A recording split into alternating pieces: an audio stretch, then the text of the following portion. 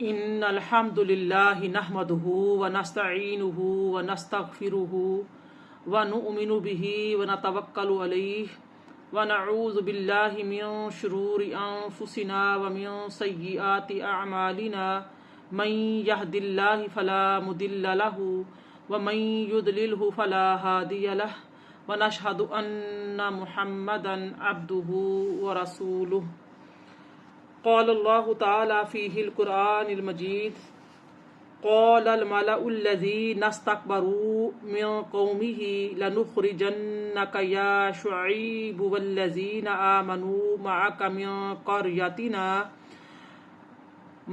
من قريتنا او لتعودن فی ملتنا قال اولو كنا کارہین صدق اللہ العلی العظیم رب اشرح لی صدری ویسر لی امری واحلل عقدۃ من لسانی یفقہوا قولی رب یسر ولا تعسر وتمم بالخیر آمین یا رب العالمین۔ نہایت ہی قابل احترام میری پیاری بہنوں، السلام علیکم ورحمۃ اللہ وبرکاتہ۔ میں آپ سب کو دورہ قرآن میں خوش آمدید کہتی ہوں۔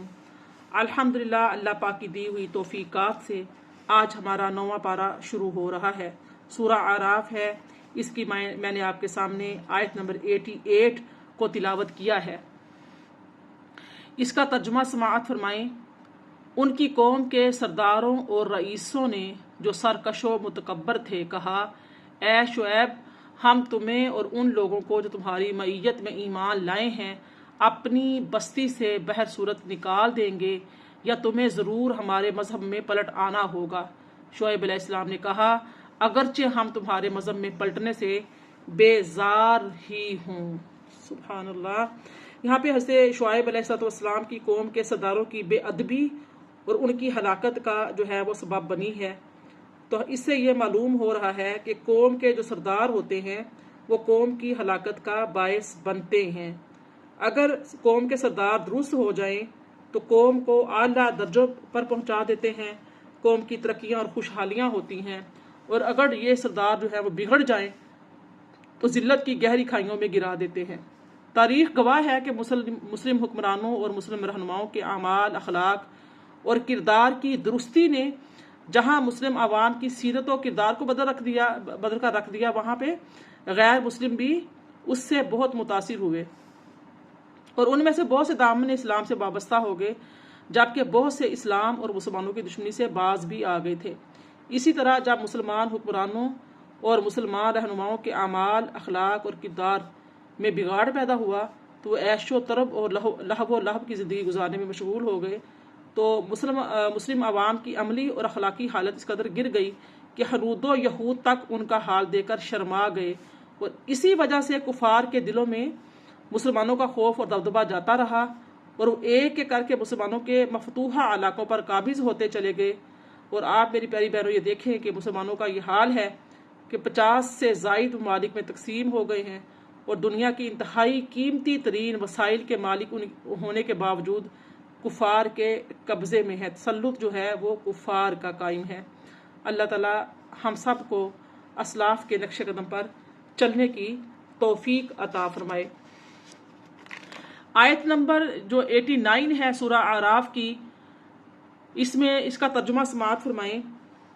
بے شک ہم اللہ پر جھوٹا بہتان باندھیں گے اگر ہم تمہارے مذہب میں اس امر کے بعد پلٹ جائیں کہ اللہ نے ہمیں اس سے بچا لیا ہے، اور ہمارے لیے ہرگز مناسب نہیں کہ ہم اس مذہب میں پلٹ جائیں مگر یہ کہ اللہ چاہے۔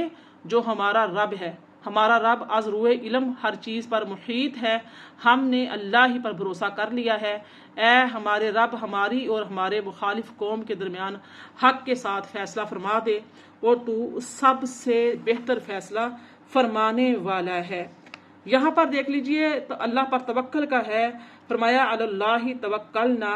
توکل کا جو مفہوم ہوتا ہے وہ یہ ہوتا ہے کہ اسباب پر اعتماد کرتے ہوئے نتیجہ جو ہے وہ اللہ تعالیٰ پر چھوڑ دینا۔ توکل جو ہے یہ ترک اسباب کا نام نہیں ہے کہ انسان اسباب ہی اختیار نہ کرے۔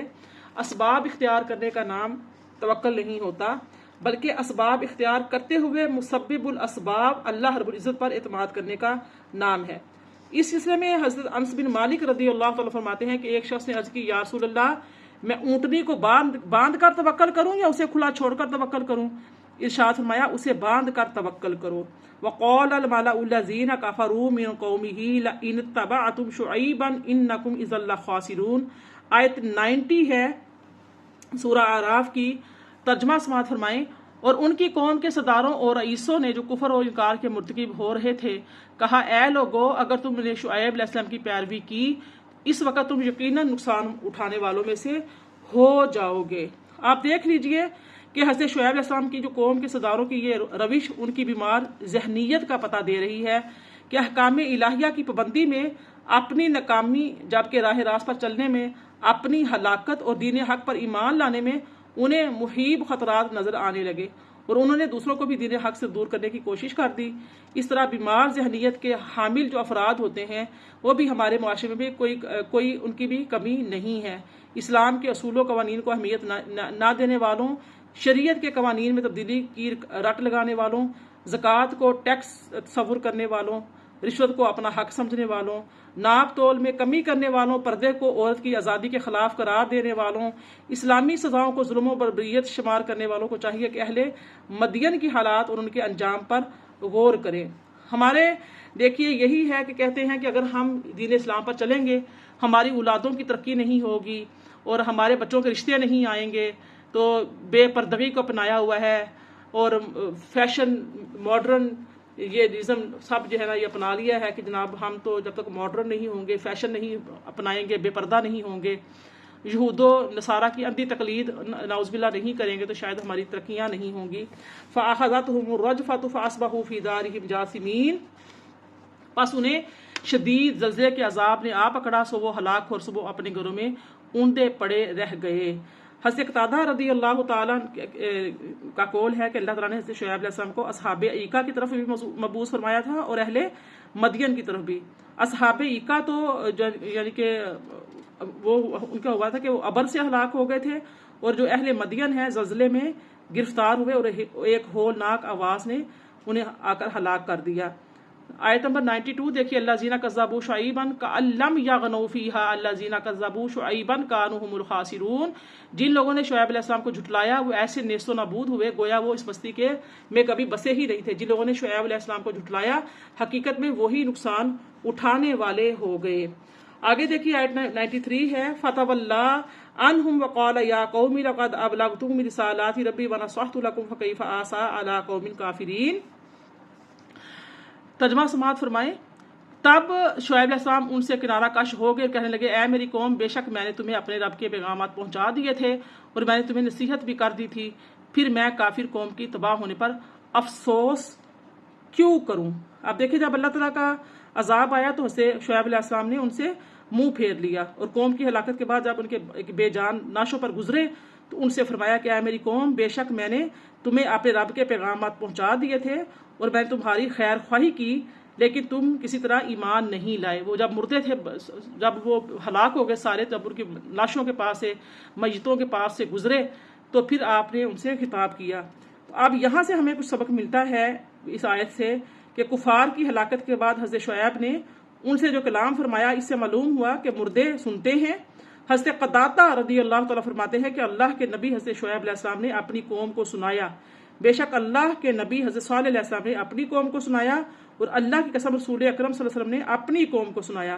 مردوں کی سننے کی قوت سے متعلق بخاری شریف میں ہمیں ایک حدیث ملتی ہے، جب ابو جہل وغیرہ کفار کو بدر کے کنویں میں پھینک دیا گیا تو اس وقت رسول اللہ صلی اللہ علیہ وسلم نے ان سے خطاب فرمایا فَهَلْ وَجَدْتُمْ مَا وَعَدَ رَبُّكُمْ حَقًّا، تو کیا تم نے اس وعدے کو سچا پایا جو ہم سے تمہارے رب نے کیا تھا؟ تو حضرت عمر فاروق رضی اللہ تعالیٰ نے عرض کی یا رسول اللہ، آپ ایسے جسموں سے کلام فرما رہے ہیں کہ جن کے اندر روحیں نہیں۔ ارشاد فرمایا والذی نفس محمد بیدہ ما انتم باسمع لما اقول منہم، اس ذات کی قسم جس کے قبضے میں محمد صلی اللہ علیہ وآلہ وسلم کی جان ہے، جو کچھ میں کہہ رہا ہوں اسے تم ان سے زیادہ نہیں سنتے۔ مگر کہ یعنی کہ مطلب ان کا تھا کہ اے عمر رضی اللہ تعالیٰ اے عمر، آپ اتنا نہیں سن رہے جتنا تیزی کے ساتھ یہ ان کی سماعت کام کر رہی ہے، جتنا زیادہ یہ سن رہے ہیں تیزی کے ساتھ۔ تو اس کا مطلب ہے کہ مردے ہیں وہ سنتے ہیں۔ آگے دیکھ لیجیے آیت نمبر 94 اور 95 کا ترجمہ دیکھیے، اور ہم نے کسی بستی میں کوئی نبی نہیں بھیجا مگر ہم نے اس کے باشندوں کو نبی کی تقزیم و مزاحمت کے باعث سختی و تنگی و تکلیف و مصیبت میں گرفتار کر لیا تاکہ وہ آہو زاری کریں۔ پھر ہم نے ان کی بدحالی کی جگہ خوشحالی بدل دی، یہاں تک کہ وہ ہر لحاظ سے بہت بڑھ گئے اور ناشکری سے کہنے لگے کہ اب کہ ہمارے باپ دادا کو بھی اس طرح رنج اور راحت پہنچتی رہی ہے، سو ہم نے انہیں اس کفران نعمت پر اچانک پکڑ لیا اور انہیں اس کی خبر بھی نہ تھی۔ اب دیکھو یہاں پہ جو گزری ہوئی قوموں کے حالات کو سامنے رکھتے ہوئے ہمیں دیکھنا چاہیے کہ ہم اپنے جو موجودہ حالات پر اگر تھوڑا غور کر لیں اور اپنے گریبان میں ہم جھانک لیں اور اپنا محاسبہ کرنے کی کوشش کریں کہ ایسی کون سی مصیبت ہے جس سے ہم دو چار نہیں ہوئے۔ اب بھی طوفان، زلزلے، سیلاب آتے ہیں، لیکن ہم کیا کرتے ہیں؟ ان سے عبرت حاصل کرنے کی بجائے ان کی سائنسی تحقیقات پر غور کیا جاتا ہے۔ جو لوگ اس مصیبت میں مبتلا ہوں ان کا تماشا دیکھا جاتا ہے، بقیہ ان چیزوں کو دیکھ کر عبرت حاصل کرنا، توبہ کی طرف راغب ہونا، بارگاہ الہی میں رجوع کرنا، برے اعمال چھوڑ دینا، نیک اعمال میں مشغول ہو جانا، ظلم و ستم اور بددیانتی کو چھوڑ دینا، یہ سب کچھ پھر بھی نہیں کیا جاتا۔ بلکہ افسوس اس بات کا ہے کہ ہمارے دل کی سختی کا تو یہ عالم ہے کہ طوفان کا سن کر اللہ سے پناہ مانگنے اور اپنے گناہوں سے توبہ کرنے کی بجائے خوشی خوشی ساحل سمندر کی طرف طوفان کا نظارہ کرنے لگتے ہیں، اس کی طرف نکل پڑتے ہیں۔ دیکھیے جا کے کیا ہو رہا ہے، جو تباہ حالی ہوتی ہے وہ نہیں دیکھتے۔ وَلَوْ أَنَّ أَهْلَ الْقُرَىٰ آمَنُوا وَاتَّقَوْا لَفَتَحْنَا عَلَيْهِمْ بَرَكَاتٍ مِّنَ السَّمَاءِ وَالْأَرْضِ وَلَٰكِن كَذَّبُوا فَأَخَذْنَاهُمْ بِمَا كَانُوا يَكْسِبُونَ۔ آیت 96 ہے، اور اگر ان بستیوں کے باشندے ایمان لے آتے اور تقوی اختیار کرتے تو ہم ان پر آسمان اور زمین سے برکتیں کھول دیتے، لیکن انہوں نے حق کو جھٹلایا، سو ہم نے انہیں اعمال بد کے باعث جو وہ انجام دیتے تھے عذاب کی گرفت میں لے لیا۔ افامین اہل القریٰ ان یاتیہم باسنا بیاتا وہم نائمون، اور کیا آپ بستیوں کے باشندے اس بات سے بے خوف ہو گئے ہیں کہ ان پر ہمارا عذاب پھر رات کو آ پہنچے، اس حال میں کہ وہ غفلت کی نیند سوئے ہوئے ہیں۔ فرمایا آوا امین اہل القریٰ ان یاتیہم باسنا ضحی وہم یلعبون، 98 ہے، یا بستیوں کے باشندے اس بات سے بے خوف ہیں کہ ان پر ہمارا عذاب پھر دن چڑھے آ جائے، اس حال میں کہ وہ دنیا میں مدہوش ہو کر کھیل رہے ہوں۔ آفا امینوا مکر اللہ فلا یامن مکر اللہ الا القوم الخاسرین، یہاں پر سورہ اعراف کا 12واں رکوع اور 99 آیتیں مکمل ہو رہی ہیں۔ ارشاد ہوتا ہے کیا وہ لوگ اللہ کی مخفی تدبیر سے بے خوف ہیں؟ پس اللہ کی مخفی تدبیر سے کوئی بے خوف نہیں ہوا کرتا سوائے نقصان اٹھانے والی قوم کے۔ یہ بہت اہم آیہ مبارکہ ہے، اس پر تھوڑا توجہ دے لیتے ہیں۔ مکر کا جو لغوی معنی ہوتا ہے خفیہ تدبیر کا ہے، جبکہ جو اس کا عام محاورہ ہے اس میں دھوکہ اور فریب کو کہا جاتا ہے مکر، یعنی کہ دھوکہ دینا، فریب دینا، مکر کر رہا ہے۔ تو یہاں اس کا جو لغوی معنی یعنی خفیہ تدبیر مراد دیا جاتا ہے۔ اس آیہ مبارکہ میں اللہ تعالیٰ کے خاص غضب کا ذکر ہے۔ فرمایا کیا کفار اللہ تعالیٰ کی خفیہ تدبیر سے بے خوف ہیں اور اس کے ڈھیل دینے اور دنیاوی نعمتیں دینے پر مغرور ہو کر اس کے عذاب سے بے فکر ہو گئے ہیں؟ سن لو، اللہ کی خفیہ تدبیر سے صرف تباہ ہونے والے لوگ ہی بے خوف ہوتے ہیں اور اس کے مخلص بندے اس کا خوف رکھتے ہیں۔ اب اس آیہ مبارکہ سے ہمیں یہ معلوم ہو رہا ہے کہ اللہ عز و جل کے خوف کا دل سے نکل جانا سخت نقصان کا سبب ہے۔ اللہ عز و جل کی ڈھیل یا اس کا کسی بندے کو گناہ پر نہ پکڑنا یہ اس کی خفیہ تدبیر ہے، لہٰذا ہمیں ہر وقت اللہ تعالیٰ کی خفیہ تدبیر سے ڈرتے رہنا چاہیے۔ حضرت جبرائیل علیہ السلام ایک مرتبہ نبی کریم صلی اللہ علیہ وسلم کے پاس روتے ہوئے حاضر ہوئے تو رحمت دو عالم صلی اللہ علیہ وآلہ وسلم دریافت کیا کہ اے جبرائیل علیہ السلام تمہیں کس چیز نے رلا دیا؟ انہوں نے عرض کی جب سے اللہ تعالیٰ نے جہنم کو پیدا فرمایا ہے میری آنکھیں اس وقت سے کبھی اس خوف کے سبب خشک نہیں ہوئیں کہ مجھ سے کہیں کوئی نافرمانی نہ ہو جائے اور میں جہنم میں ڈال دیا جاؤں۔ جب ابلیس کو مردود ہونے کا واقعہ ہوا تو حضرت جبرائیل اور حضرت میکائیل علیہ السلام رونے لگے تو اللہ تعالیٰ نے دریافت کیا تم کیوں روتے ہو؟ تو انہوں نے عرض کی اے رب ہم تیری خفیہ تدبیر سے بے خوف نہیں ہیں۔ تو اللہ تعالیٰ نے ارشاد فرمایا تم اسی حالت پر رہنا، یعنی کبھی مجھ سے بے خوف مت ہونا۔ آج ہمیں اپنے گرے پن میں جھانکنا چاہیے۔ اس بارے میں حضرت حسن بصری رضی اللہ تعالیٰ 40 برس تک نہیں ہنسے۔ جب ان کو بیٹھے ہوئے دیکھا جاتا تو یوں معلوم ہوتا گویا ایک قیدی ہے جسے گردن اڑانے کے لیے لایا گیا ہو، اور جب گفتگو فرماتے تو انداز ان کا ایسا ہوتا تھا جیسے کہ آخرت کو آنکھوں سے دیکھ دیکھ کر بتا رہے ہیں، اور جب خاموش رہتے تو ایسا محسوس ہوتا گویا ان کی آنکھوں میں آگ بھڑک رہی ہے۔ جبکہ ان سے اس قدر غمگین خوفزدہ رہنے کا سبب پوچھا گیا تو فرمایا مجھے اس بات کا خوف ہے کہ اگر اللہ تعالیٰ نے میرے بعض ناپسندیدہ اعمال کو دیکھ کر مجھ پر غضب فرمایا اور یہ فرما دیا کہ جاؤ میں تمہیں نہیں بخشتا تو میرا کیا بنے گا۔ اللہ تعالیٰ ہمارے ایمان کی حفاظت فرمائے اور ہمیں اپنی خفیہ تدبیر سے ڈرتے رہنے کی توفیق عطا فرمائے، آمین۔ آیت نمبر سورہ اعراف کی 100 ہے، اولم یہد للذین یرثون الارض من بعد اہلها ان لو نشاء اصبناہم بذنوبہم ونطبع علی قلوبہم فہم لا یسمعون۔ کیا یہ بات بھی ان لوگوں کو شعور و ہدایت نہیں دیتی جو ایک زمانے میں زمین پر رہنے والوں کی ہلاکت کے بعد خود زمین کے وارث بن رہے ہیں؟ اگر ہم چاہیں تو ان کے گناہوں کے باعث انہیں بھی سزا دیں اور ہم ان کے دلوں پر ان کی بدعمالیوں کی وجہ سے مہر لگا دیں گے سو وہ حق کو سن سمجھ بھی نہیں سکیں گے۔ آیت نمبر 101، یہ وہ بستیاں ہیں جن کی خبریں ہم آپ کو سنا رہے ہیں، اور بے شک ان کے پاس ان کے رسول روشن نشانیاں لے کر آئے اور پھر بھی وہ اس قابل نہ ہوئے کہ اس پر ایمان لے آتے جسے وہ پہلے جھٹلا چکے تھے۔ اس طرح اللہ کافروں کے دلوں پر مہر لگا دیتا ہے۔ ما وجدنا لاکثرہم من عہد وان وجدنا اکثرہم لفاسقون 102 آیت ہے، اور ہم نے ان میں سے اکثر لوگوں میں عہد کا نباہ نہ پایا اور ان میں سے اکثر لوگوں کو ہم نے نافرمان ہی پایا۔ آگے دیکھیے آیت نمبر 103 ہے، ثم بعثنا من بعدهم موسیٰ بآیاتنا الى فرعون وملئہ فظلموا بها فانظر کیف کان عاقبۃ المفسدین۔ پھر ہم نے ان کے بعد موسیٰ علیہ السلام کو اپنی نشانیوں کے ساتھ فرعون اور اس کی درباری سرداروں کے پاس بھیجا تو انہوں نے ان دلائل اور معجزات کے ساتھ ظلم کیا، پھر آپ دیکھیے کہ فساد پھیلانے والوں کا انجام کیسا ہوتا ہے۔ اب دیکھیے حضرت موسیٰ علیہ السلام کے جو والد کا نام تھا وہ تھا عمران، اور آپ کی والدہ کا نام تھا ایارخا، یہ مذکور ہے، اور آپ علیہ السلام حضرت ابراہیم علیہ السلام کی اولاد میں سے ہیں۔ حضرت موسیٰ حضرت یوسف علیہ السلام کی وفات سے 400 برس اور حضرت ابراہیم سے 700 برس بعد پیدا ہوئے، اور آپ نے 120 سال عمر پائی۔ فرعون جو ہے یہ اصل میں ایک شخص کا نام تھا، پھر دور جاہلیت میں یہ مصر کے ہر بادشاہ کا لقب بن گیا، یعنی کہ مصر میں جو بھی بادشاہ آتا اس کا لقب جو تھا وہ فرعون ہوتا۔ تو حضرت موسیٰ علیہ السلام نے کے زمانے کے فرعون کا نام جو تھا وہ تھا ولید بن مصعب بن ریان، جس کو ہم عام طور پہ فرعون کہتے ہیں، یہ کردار ہے۔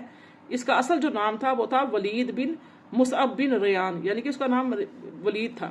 تو قال موسیٰ یا فرعون انی رسول من رب العالمین، اور موسیٰ علیہ السلام نے کہا اے فرعون بے شک میں تمام جہانوں کے رب کی طرف سے رسول آیا ہوں، حقیق علی اللہ اقول علی اللہ الا الحق قد جئتکم ببینۃ من ربکم فارسل معی بنی اسرائیل۔ مجھے بہت زیب دیتا ہے کہ اللہ کے بارے میں حق بات کے سوا کچھ نہ کہوں، بے شک میں تمہارے رب کی جانب سے تمہارے پاس واضح نشانی لایا ہوں، سو تو بنی اسرائیل کو اپنی غلامی سے آزاد کر کے میرے ساتھ بھیج دے۔ قال ان کنت جئت بآیۃ فأت بها ان کنت من الصادقین 106 آیہ مبارکہ۔ اس فرعون نے کہا کہ اگر تم کوئی نشانی لائے ہو تو اسے سامنے لاؤ اگر تم سچے ہو۔ فالقى عصاه فهي ثعبان مبین، پس موسیٰ علیہ السلام نے اپنا عصا نیچے ڈال دیا تو اس وقت صریحاً اژدہا بن گیا۔ وَنَزَعَ يَدَهُ فَإِذَا هِيَ بَيْضَاءُ لِلنَّاظِرِينَ، یہاں پہ 13 رکوع مکمل ہوئے، آیت 108 ہے، اور اپنا ہاتھ گریبان میں ڈال کر نکالا تو وہ بھی اسی وقت دیکھنے والوں کے لیے چمکدار سفید ہو گیا۔ قَالَ الْمَلَأُ مِن قَوْمِ فِرْعَوْنَ إِنَّ هَٰذَا لَسَاحِرٌ عَلِيمٌ، قوم فرعون کے سردار بولے بے شک یہ تو کوئی بڑا ماہر جادوگر ہے۔ یرید ان یخرجکم من ارضکم فماذا تأمرون، لوگو یہ تمہیں تمہارے ملک سے نکالنا چاہتا ہے سو تم کیا مشورہ دیتے ہیں؟ قالوا ارجی واخاہ ارسل فی المدائن حاشرین، انہوں نے کہا ابھی اس کے اور اس کے بھائی کے معاملے کو مؤخر کر دو اور مختلف شہروں میں جادوگروں کو جمع کرنے والے افراد بھیج دو. یا اتو کا بکل ساحر علیم 112 آیت. وہ تمہارے پاس ہر ماہر جادوگر کو لے آئیں. وجاء السحرۃ فرعون قالوا ان لنا لاجرا انا كنا نحن الغالبین. اور جادوگر فرعون کے پاس آئے تو انہوں نے کہا یقیناً ہمارے لیے کچھ اجرت ہونی چاہیے بشرط یہ کہ ہم غالب آ جائیں. قال نعم وانکم لمن المقربین. فرعون نے کہا ہاں اور بے شک عام اجرت تو کیا اس صورت میں تم میرے دربار کے قربت والوں میں سے ہو جاؤ گے، تمہیں اپنا قریبی، اپنا جانشین، اپنا وزیر مشیر بنا لوں گا. قالوا یا موسیٰ اما ان تلقی و اما ان نکون نحن الملقین 115 آیت ہے. ان جادوگروں نے کہا اے موسیٰ یا تو اپنی چیز آپ ڈال دے یا ہم ہی پہلے ڈالنے والے ہو جائیں. قال القوا فلما القوا سحروا اعین الناس واسترهبوهم وجاءوا بسحر عظیم. آیت نمبر 112 ہے 116 موسیٰ علیہ السلام نے کہا تم ہی پہلے ڈال دو. پھر جب انہوں نے اپنی رسیوں اور لاٹھیوں کو زمین پر ڈالا تو انہوں نے لوگوں کی آنکھوں پر جادو کر دیا اور انہیں ڈرا دیا اور وہ زبردست جادو سامنے لے آئے. وَأَوْحَيْنَا إِلَى مُوسَىٰ أَنْ أَلْقِ عَصَاكَ فَإِذَا هِيَ تَلْقَفُ مَا يَأْفِكُونَ 117 آیت ہے. اور ہم نے موسیٰ علیہ السلام کی طرف وحی فرمائی کہ اب اپنا عصا زمین پر ڈال دیں تو وہ فوراً ان چیزوں کو نگلنے لگا جو انہوں نے فریب کاری سے وضع کر رکھی تھیں. 118 آیت ہے فَوَقَعَ الْحَقُّ وَبَطَلَ مَا كَانُوا يَعْمَلُونَ. پس حق ثابت ہو گیا اور جو کچھ وہ کر رہے تھے سب باطل ہو گیا. فَغُلِبُوا هُنَالِكَ وَانقَلَبُوا صَاغِرِينَ. سو فرعون نمائندے اس جگہ مغلوب ہو گئے اور ذلیل ہو کر پلٹ گئے. وَأُلْقِيَ السَّحَرَةُ سَاجِدِينَ. اور تمام جادوگر سجدے میں گر گئے. قالوا آمنا برب العالمین 121 آیت ہے. وہ بول اٹھے ہم سارے جہانوں کے حقیقی رب پر ایمان لے آئے. ربی موسیٰ و ہارون جو موسیٰ اور ہارون علیہ السلام کا رب ہے. انہوں نے یہاں پر یہ کلیئر کیا کیونکہ موسیٰ جو تھا نعوذ باللہ جو فرعون تھا وہ خدائی کا دعویٰ کرتا تھا، وہ خود کو رب کہلواتا تھا، کہتا تھا، سمجھتا تھا نعوذ باللہ من ذالک. یہاں پر ان جادوگروں کا جب جادو کام نہ کیا تو پھر انہوں نے اس بات کو کلیئر کیا، سجدے میں گر گئے اور کہا کہ ہم جو ہیں ایمان لے آئے ہیں. کون سے کس پر لے کر آئے ہیں؟ ربی موسیٰ و ہارون، موسیٰ علیہ السلام اور ہارون علیہ السلام کے رب پر. قال فرعون آمنتم به قبل ان آذن لكم ان هذا لمكر مكرتموه في المدينة لتخرجوا منها اهلها فسوف تعلمون. فرعون کہنے لگا کیا تم اس پر ایمان لے آئے ہو قبل اس کے کہ میں تمہیں اجازت دیتا؟ بے شک یہ ایک فریب ہے جو تم سب نے مل کر مجھ سے اس شہر میں کیا ہے تاکہ تم اس ملک سے اس کے قبطی باشندوں کو نکال کر لے جاؤ. سو تم ان قریب اس کا انجام جان لوگے. لَأُقَطِّعَنَّ أَيْدِيَكُمْ وَأَرْجُلَكُمْ مِنْ خِلَافٍ ثُمَّ لَأُصَلِّبَنَّكُمْ أَجْمَعِينَ. میں یقیناً تمہارے ہاتھوں کو اور تمہارے پاؤں کو ایک دوسرے کی الٹی سمت سے کاٹ ڈالوں گا، پھر ضرور بالضرور تم سب کو پھانسی دے دوں گا. قالوا انا الی ربنا منقلبون. آیت نمبر 125 ہے. انہوں نے کہا بے شک ہم اپنے رب کی طرف پلٹنے والے ہیں. سبحان اللہ. یہ دیکھیے کہ یہ جو آیا مبارکہ ہے آیت نمبر 126 دیکھیے، اس میں یہاں پہ 14 رکوع مکمل ہو رہے ہیں. وَمَا تَنْقِمُ مِنَّا إِلَّا أَنْ آمَنَّا بِآيَاتِ رَبِّنَا لَمَّا جَاءَتْنَا رَبَّنَا أَفْرِغْ عَلَيْنَا صَبْرًا وَتَوَفَّنَا مُسْلِمِينَ. اور تمہیں ہمارا کون سا عمل برا لگا ہے؟ صرف یہی کہ ہم اپنے رب کی سچی نشانیوں پر ایمان لے آئے ہیں. جب وہ ہمارے پاس پہنچ گئیں، اے ہمارے رب تو ہم پر صبر کے سرچشمے کھول دے اور ہم کو ثابت قدمی سے مسلمان رہتے ہوئے دنیا سے اٹھا لے. بہت ہی خوبصورت آیا مبارکہ ہے، بڑی ایمان افروز آیا مبارکہ ہے. اس پر تھوڑی سی روشنی ڈالوں گی. یہاں پر دیکھیے کہ جو آیا مبارکہ میں نے ابھی آپ کے سامنے تلاوت کی ہے 126، اس سے پہلے جو 3 آیتیں گزری ہیں ان کا خلاصہ یہاں پہ یہ ہے کہ جب جادوگر حضرت موسیٰ علیہ السلام پر ایمان لے آئے تو یہ دیکھ کر فرعون بولا میری اجازت کے بغیر تم ایمان کیوں لے آئے؟ یہ تو بہت بڑا دھوکہ ہے جو تم اور حضرت موسیٰ صاحب نے متفق ہو کر اس شہر میں کیا ہے. تم سب شاگرد ہو اور حضرت موسیٰ تمہارے استاذ ہیں. تم نے خفیہ ساز باز کر کے یہ مقابلہ کیا اور تم جان بوجھ کر ہار گئے تاکہ تم شہر کے لوگوں کو اس سے نکال لو اور خود اس پر مسلط ہو جاؤ۔ تو اب تم جان جاؤ گے کہ میں تمہارے ساتھ کس طرح پیش آتا ہوں اور میں تمہیں کیا سزا دیتا ہوں۔ میں ضرور تمہارے ایک طرف کے ہاتھ دوسری طرف کے پاؤں کاٹ دوں گا، پھر تم سب کو دریائے نیل کے کنارے پھانسی دے دوں گا۔ فرعون کی اس گفتگو پر جادوگروں نے یہ جواب دیا، بے شک ہم اپنے رب کی طرف پلٹنے والے ہیں، تو ہمیں موت کا کیا غم، کیونکہ مرنے کے بعد ہمیں اپنے رب کی لقاء یعنی کہ اپنے رب کی ملاقات اور اس کی رحمت نصیب ہوگی، اور جب سب کو اسی طرف رجوع کرنا ہے تو وہ خود ہمارے اور تمہارے درمیان فیصلہ فرما دے گا۔ اس کے بعد جادوگروں نے صبر کی دعا کی، ربنا افرغ علینا صبرا وتوفنا مسلمین، اے ہمارے رب ہم پر صبر انڈیل دے اور ہمیں حالت اسلام میں موت عطا فرما، ثم لأصلبنکم اجمعین، پھر تم سب کو سولی دوں گا۔ حضرت عبداللہ بن عباس رضی اللہ تعالیٰ عنہما نے فرمایا کہ دنیا میں پہلی سولی دینے والا اور پہلا ہاتھ پاؤں کاٹنے والا فرعون ہے۔ قالو، تو جادوگر نے کہنے لگے، اس سے معلوم ہوا کہ مومن کے دل میں جذبہ ایمانی کے غلبے کے وقت غیر اللہ کا خوف نہیں ہوتا۔ حق قبول کرنے کے بعد ان جادوگروں کا حال یہ ہوا کہ فرعون کی ایسی ہوش ربا سزا سن کر بھی ان کے قدم ڈگمگائے نہیں، بلکہ انہوں نے مجمع عام میں فرعون کے منہ پر اس کی دھمکی کا بڑی جرأت کے ساتھ جواب دیا اور اپنے ایمان کو کسی تکیے کے غلاف پر نہیں لپیٹا، بلکہ فرمایا وتوفنا مسلمین، اور ہمیں حالت اسلام میں موت عطا فرما۔ تو حضرت عبداللہ بن عباس رضی اللہ تعالیٰ عنہما نے فرمایا کہ یہ لوگ دن کے اول وقت میں جادوگر تھے اور اسی روز آخری وقت میں وہ شہید ہو گئے۔ تو اس سے ہمیں کیا معلوم ہوتا ہے کہ حضرت موسیٰ علیہ السلام کی صحبت نے پرانے کافروں کو ایک دن میں ایمان، صحابیت، شہادت اور تمام مدارج طے کروا دیے۔ صحبت کا فیض سب سے زیادہ ہے۔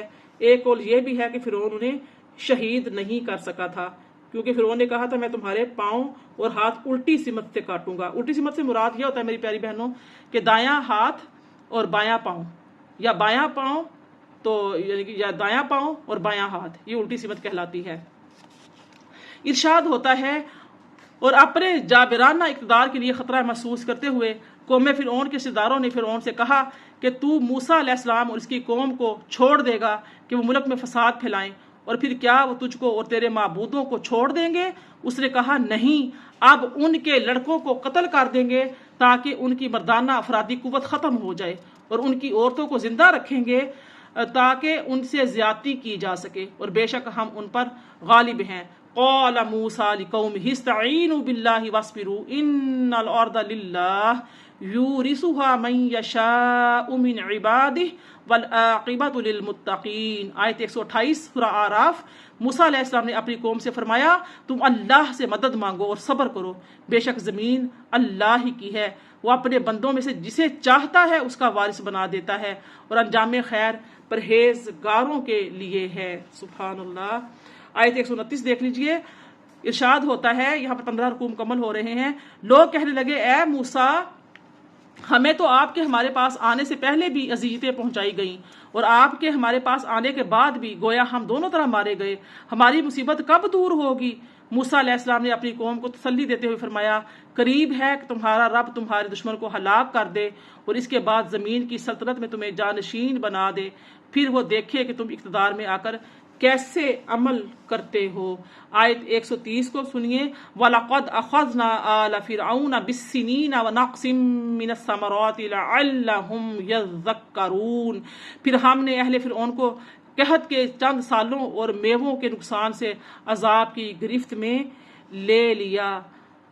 اللہ اکبر۔ اور تاکہ وہ نصیحت حاصل کریں۔ اب یہاں پہ دیکھو، سب سے پہلے اللہ نے فرعونیوں کو کئی سال کے یعنی کہ قحط میں، پھلوں کی کمی، فقر و فاقہ کی مصیبت میں گرفتار کیا۔ اس بارے میں حضرت عبداللہ بن عباس رضی اللہ تعالیٰ عنہما فرماتے ہیں، دیہات میں رہنے والے فرعونی قحط کی مصیبت میں گرفتار ہوئے اور شہروں میں رہنے والے آفات کی وجہ سے پھلوں کی کمی کی مصیبت میں مبتلا ہوئے۔ حضرت کعب رضی اللہ تعالیٰ فرماتے ہیں کہ ان لوگوں پر ایک وقت ایسا آیا کہ کھجور کے درخت پر صرف ایک ہی کھجور اگتی تھی۔ استغفر اللہ۔ اللہ تعالیٰ نے ان پر سختیاں اس طرح نازل فرمائیں تاکہ ان سے عبرت حاصل کرتے ہوئے وہ سرکشی اور اناد کا راستہ چھوڑ کر اللہ کی بندگی کی طرف لوٹ آئیں، کیونکہ سختی اور مصیبت دل کو نرم کرتی ہے اور اللہ تعالیٰ کے پاس جو بھلائی ہے اس کی طرف راغب کر دیتی ہے۔ تو کہتے ہیں کہ فرعون نے اپنی 400 برس کی عمر میں 320 سال تو اس آرام کے ساتھ گزارے تھے کہ اس مدت میں وہ کبھی بھی درد سر کا یا بخار کا یا بھوک میں کبھی بھی مبتلا نہیں ہوا تھا. یعنی کہ 400 سال یعنی کہ اس میں سے 300 برس جو تھے نا، اس نے 320 برس وہ ایسے گزارے ہیں، نہ کبھی سر درد ہوا، نہ کبھی بخار ہوا، نہ کبھی بھوک میں مبتلا ہوا.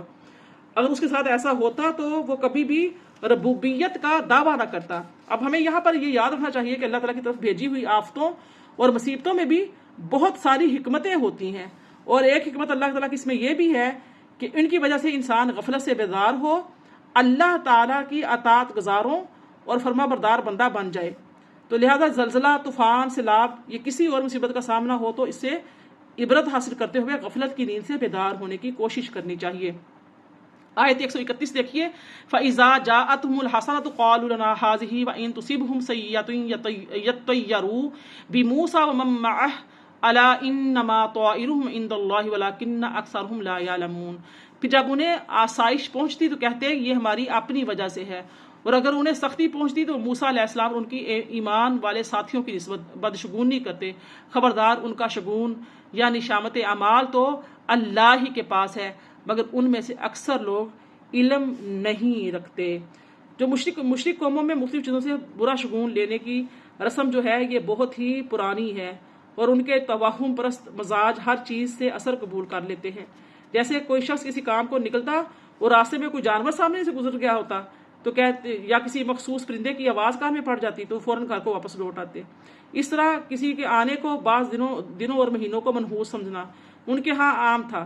تو اس طرح کے تصورات اور خیالات ہیں، یہ ہمارے معاشرے میں بھی پائے جا رہے ہیں، بڑے پھیلے ہوئے ہیں. اس طرح کی جہالت جو ہے وہ دور کرنی چاہیے اور ہونی چاہیے، اور یہ جہالت جو ہے تب ہی دور ہوگی جب ہم قرآن کریم سے جڑیں گے. حضرت عبداللہ بن عمرو بن العاص فرماتے ہیں کہ روایت ہے کہ تاجدار رسالت صلی اللہ علیہ وسلم نے ارشاد فرمایا، جسے کسی بدفعلی نے اس کے مقصد سے لوٹا دیا اس نے شرک کیا. عرض کی گئی، یا رسول اللہ، ایسا شخص کیا کفارہ دے؟ ارشاد فرمایا، یہ کہے، اللہم لا طیرا الا طیرک ولا خیرا الا خیرک ولا الہ غیرک. اے اللہ، تیری فعال کے علاوہ اور کوئی فعال نہیں، تیری بھلائی کے سوا کوئی بھلائی نہیں، اور تیرے سوا کوئی معبود نہیں. یہ الفاظ کہہ کر اپنے کام کو چلا جائے. احادیث میں بدشگونی کو شرک قرار دینے کا مطلب یہ ہے کہ جب کوئی شخص بدشگونی کے افعال کو مؤثر حقیقی جانے تو شرک ہے، اور یہ مشرکوں کو جو مشرک ہیں ان کا فعل ہونے کی وجہ سے زجر اور سختی سے سمجھانے کے طور پر شرک اس کو قرار دیا جا رہا ہے. ارشاد ہوتا ہے، وَقَالُوا مَهْمَا تَأْتِنَا بِهِ مِنْ آيَةٍ لِتَسْحَرَنَا بِهَا فَمَا نَحْنُ لَكَ بِمُؤْمِنِينَ. اور وہ اہل فرعون متکبرانہ طور پر کہنے لگے، اے موسیٰ، تم ہمارے پاس جو بھی نشانی لاؤ کہ تم اس کے ذریعے ہم پر جادو کر سکو، تب بھی ہم تم پر ایمان نہیں لانے والے. آیت 133 دیکھیے، پھر ہم نے ان پر طوفان، ٹڈیاں، گھن، مینڈک اور خون، کتنی ہی جداگانہ نشانیاں بطور عذاب بھیجیں، پھر بھی انہوں نے تکبر و سرکشی اختیار کیے رکھی، اور وہ نہایت مجرم قوم تھی. اور جب ان پر کوئی عذاب واقع ہوتا تو کہتے، اے موسیٰ، آپ ہمارے لیے اپنے رب سے دعا کریں اس عہد کے وسیلے سے جو اس کا آپ کے پاس ہے. اگر آپ ہم سے اس عذاب کو ٹال دیں تو ہم ضرور آپ پر ایمان لے آئیں گے، اور بنی اسرائیل کو بھی آزاد کر کے آپ کے ساتھ بھیج دیں گے. فَلَمَّا كَشَفْنَا عَنْهُمْ الرِّجْزَ إِلَىٰ أَجَلٍ هُمْ بَالِغُوهُ إِذَا هُمْ يَنكُثُونَ. پھر جب ہم ان سے اس مدت تک کے لیے جس کو وہ پہنچنے والے ہوتے وہ عذاب ٹال دیتے تو وہ فوراً ہی عہد کو توڑ دیتے. فَانْتَقَمْنَا مِنْهُمْ فَأَغْرَقْنَاهُمْ فِي الْيَمِّ بِأَنَّهُمْ كَذَّبُوا بِآيَاتِنَا وَكَانُوا عَنْهَا غَافِلِينَ. 136 آیت ہے، پھر ہم نے ان سے بالآخر تمام نافرمانیوں اور بدعہدیوں کا بدلہ لے لیا، اور ہم نے انہیں دریا میں غرق کر دیا، اس لیے کہ انہوں نے ہماری آیتوں کو پے در پہ تکذیب کی تھی اور ان سے بالکل غافل ہو گئے تھے. استغفر اللہ. یہ بہت ہی جو ان کا اوپر جو عذاب آیا تھا یہ بہت یعنی کہ تفصیل طلب ہے. انشاءاللہ اس کو ہم جو ہے تفسیر میں بیان کریں گے، تفسیر میں ملاحظہ فرمائیے گا.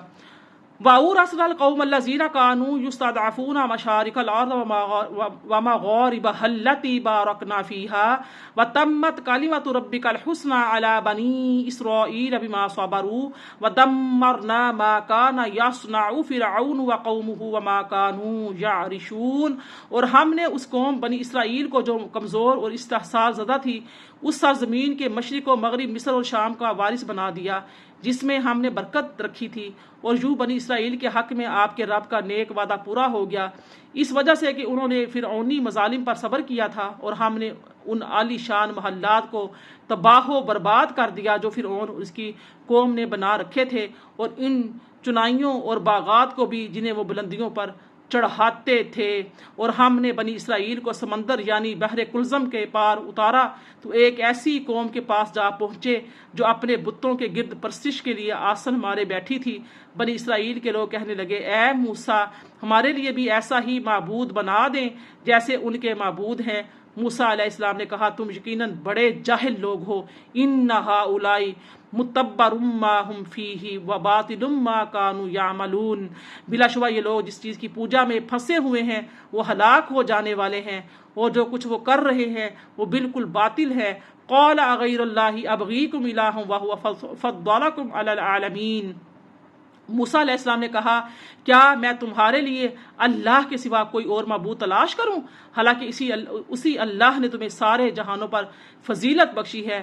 اور وہ وقت یاد کرو جب ہم نے تم کو اہل فرعون کے ظلموں اور استبداد سے نجات بخشی جو تمہیں بہت ہی سخت عذاب دیتے تھے، وہ تمہارے لڑکوں کو قتل کر دیتے اور تمہاری لڑکیوں کو زندہ چھوڑ دیتے تھے، اور اس میں تمہارے رب کی طرف سے زبردست آزمائش ہے۔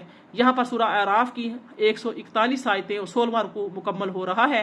142 آیت دیکھیے، اور ہم نے موسیٰ علیہ السلام سے 30 راتوں کا وعدہ فرمایا اور ہم نے اسے مزید 10 راتیں ملا کر پورا کیا، سو ان کے رب کے مقرر کردہ میعاد 40 راتوں میں پوری ہو گئی۔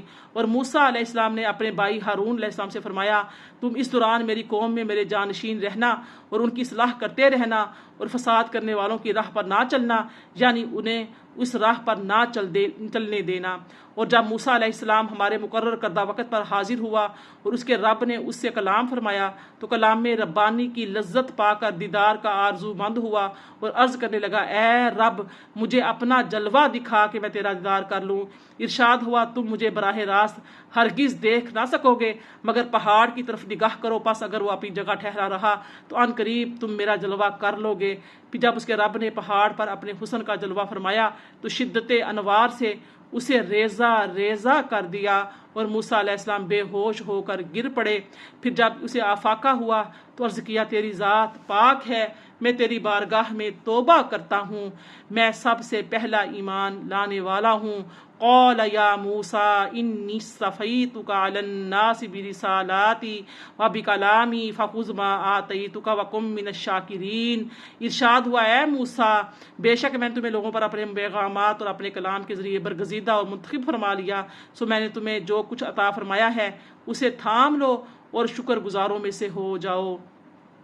اور ہم نے ان کے لیے تورات کی تختیوں میں ہر ایک چیز کی نصیحت اور ہر ایک چیز کی تفصیل لکھ دی ہے، تم اسے مضبوطی سے تھامے رکھو اور اپنی قوم کو بھی حکم دو کہ اس کی بہترین باتوں کو اختیار کرے، میں ان قریب تمہیں نافرمانوں کا مقام دکھاؤں گا۔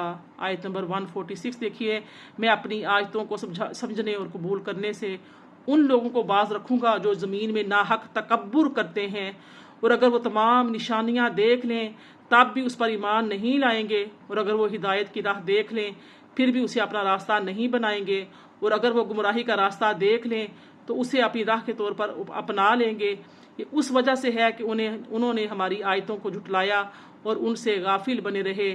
والذین کذبوا بآیاتنا ولقاء الآخرۃ حبطت اعمالهم هل یجزون الا ما كانوا یعملون، اور جن لوگوں نے ہماری آیتوں کو آخرت کی ملاقات کو جھٹلایا ان کے اعمال برباد ہو گئے، انہیں کیا بدلہ ملے گا مگر وہی جو کچھ وہ کیا کرتے تھے۔ یہاں پر ہمارے 17 رکوع اور 147 آیتیں سورہ اعراف کی مکمل ہوئیں۔ 148 آیت دیکھ لیجئے، ارشاد ہوتا ہے، اور موسیٰ علیہ السلام کی قوم نے ان کی کوہ طور پر جانے کے بعد اپنے زیوروں سے ایک بچڑا بنا لیا جو ایک جسم تھا، اس کی آواز گائے کی تھی کیا انہوں نے یہ نہیں دیکھا کہ وہ نہ ان سے بات کر سکتا ہے اور نہ ہی انہیں راستہ دکھا سکتا ہے؟ انہوں نے اسی کو معبود بنا لیا اور وہ ظالم تھے۔ وَلَمَّا سُقِطَ فِي أَيْدِيهِمْ وَرَأَوْا أَنَّهُمْ قَدْ ضَلُّوا قَالُوا لَئِن لَّمْ يَرْحَمْنَا رَبُّنَا وَيَغْفِرْ لَنَا لَنَكُونَنَّ مِنَ الْخَاسِرِينَ۔ اور جب وہ اپنے کیے پر شدید نادم ہوئے اور انہوں نے دیکھ لیا کہ وہ واقعی گمراہ ہو گئے ہیں، تو کہنے لگے اگر ہمارے رب نے ہم پر رحم نہ فرمایا اور ہمیں نہ بخشا تو ہم یقیناً نقصان اٹھانے والوں میں سے ہو جائیں گے۔ اور جب موسیٰ علیہ السلام اپنی قوم کی طرف نہایت غم و غصہ سے بھرے ہوئے پلٹے تو کہنے لگے کہ تم نے میرے جانے کے بعد میرے پیچھے بہت ہی برا کام کیا ہے۔ کیا تم نے اپنے رب کے حکم پر جلد بازی کی؟ اور موسیٰ علیہ السلام نے تورات کی تختیاں نیچے رکھ دیں اور اپنے بھائی کے سر کو پکڑ کر اپنی طرف کھینچا تو ہارون علیہ السلام نے کہا، اے میری ماں کے بیٹے، بے شک اس قوم نے مجھے کمزور سمجھا اور قریب تھا کہ میرے منع کرنے پر مجھے قتل کر ڈالیں، سو آپ دشمنوں کو مجھ پر ہنسنے کا موقع نہ دیں اور مجھے ان ظالم لوگوں کے زمرے میں شامل نہ کریں۔ قال رب اغفر لی ولی اخی وادخلنا فی رحمتک وانت ارحم الراحمین۔ یہاں 18 رکوع مکمل ہو رہے ہیں۔ 151 آیت ہے۔ موسیٰ علیہ السلام نے عرض کیا، اے میرے رب، مجھے اور میرے بھائی کو معاف فرما دے اور ہمیں اپنی رحمت کے دامن میں داخل فرما دے، اور تو سب سے بڑھ کر رحم فرمانے والا ہے۔ بے شک جن لوگوں نے بچڑے کو معبود بنا لیا انہیں ان کے رب کی طرف سے غضب بھی پہنچے گا اور دنیاوی زندگی میں ذلت بھی، اور ہم اسی طرح افطرا بردازوں کو سزا دیتے ہیں۔ والذین عملوا السیئات ثم تابوا من بعدها وآمنوا ان ربک من بعدها لغفور رحیم۔ اور جن لوگوں نے برے کام کیے پھر اس کے بعد توبہ کر لی اور ایمان لے آئے تو بے شک آپ کا رب اس کے بعد بڑا ہی بخشنے والا مہربان ہے۔ میری پیاری بہنوں، یہاں پر توبہ کا ذکر ہے۔ بہت سی حدیث میں توبہ کے فضائل بیان کیے گئے ہیں۔ حضرت ابو ہریرہ رضی اللہ تعالیٰ روایت کرتے ہیں کہ نبی کریم صلی اللہ علیہ وآلہ وسلم نے ارشاد فرمایا، اگر تم اتنے گناہ کرو کہ وہ آسمان تک پہنچ جائیں اور پھر تم اللہ کی بارگاہ میں توبہ کرو تو اللہ تمہاری توبہ قبول فرمائے گا۔ آپ دیکھیے اس طرح سے حضرت انس فرماتے ہیں کہ نبی کریم صلی اللہ علیہ وسلم نے ارشاد فرمایا کہ اللہ تعالیٰ اپنے بندے کی توبہ پر اس سے بھی زیادہ خوش ہوتا ہے جیسے تم میں سے کسی کا اونٹ جنگل میں گم ہونے کے بعد دوبارہ اسے مل جائے۔ سبحان اللہ۔ اب اس آیہ مبارکہ میں اللہ تعالیٰ کی رحمت کا ذکر ہو رہا ہے، تو اس مناسبت سے اللہ تعالیٰ کی وسیع رحمت کا جو ہے اس میں حدیث مبارکہ سنیے۔ حضرت ابو ہریرہ رضی اللہ تعالیٰ روایت کرتے ہیں کہ حضور پر نور صلی اللہ علیہ وسلم نے ارشاد فرمایا، اللہ تعالیٰ کے پاس 100 رحمتیں ہیں۔ سبحان اللہ، بہت ہی پیاری حدیث مبارکہ ہے۔ فرمایا کہ اللہ پاک کے پاس 100 رحمتیں ہیں، ان میں سے ایک رحمت اس نے جنوں، انس، حیوانات اور حشرات الارض میں نازل کی، جس سے وہ ایک دوسرے پر شفقت اور رحمت کرتے ہیں، اسی سے وحشی جانور اپنے بچوں پر رحم کرتے ہیں۔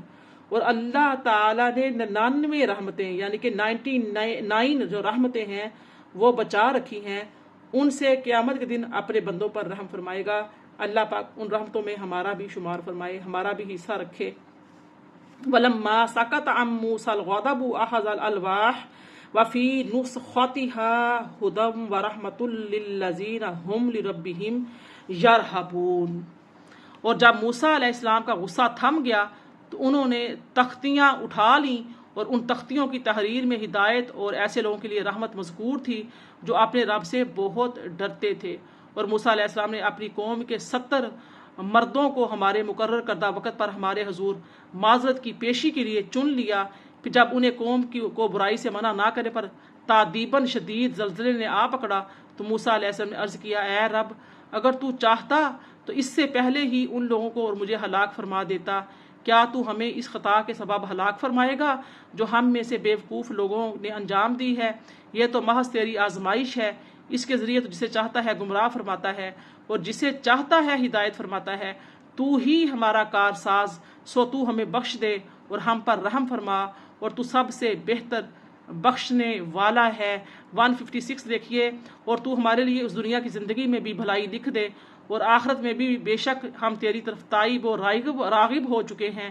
ارشاد ہوا، میں اپنا عذاب جسے چاہتا ہوں اسے پہنچاتا ہوں اور میری رحمت ہر چیز پر وسعت رکھتی ہے۔ بے شک سو میں عن قریب اس رحمت کو ان لوگوں کے لیے لکھ دوں گا جو پرہیزگاری اختیار کرتے ہیں، زکوٰۃ دیتے رہتے ہیں وہی لوگ ہی ہماری آیتوں پر ایمان رکھتے ہیں۔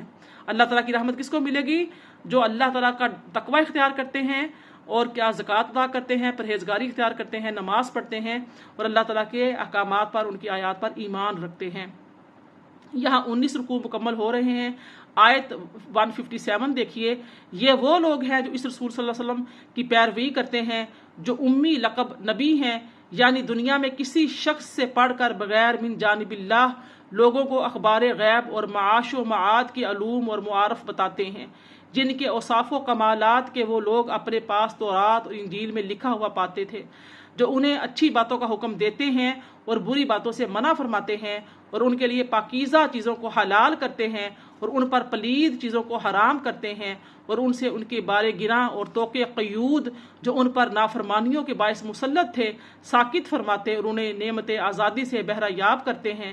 پس جو لوگ اس برگزیدہ رسول صلی اللہ علیہ وآلہ وسلم پر ایمان لائیں گے اور ان کی تعظیم و توقیر کریں گے اور ان کے دین کی مدد و نصرت کریں گے اور اس نور قرآن کی پیروی کریں گے جو ان کے ساتھ اتارا گیا ہے، وہی لوگ ہی ہیں جو فلاح پائیں گے۔ نبی کریم صلی اللہ علیہ وسلم کی دین کی توقیر کرنا، مدد کرنا، نصرت کرنا، آپ صلی اللہ علیہ وسلم کی پیروی کرنا، آپ کے اسلام کی تعظیم کرنا، یہ کیا ہے؟ فلاح پانے کا ذریعہ ہے۔ جہاں پہ نماز کو، زکوٰۃ کو کامیابی کا، فلاح کا، اللہ کی رحمت کا ذریعہ قرار دیا، اور یہاں پر نبی قسم کی توقیر کو، آپ کے دین کی خدمت کو، دین کی نصرت و مدد کو بھی کامیابی کا ذریعہ قرار دیا ہے۔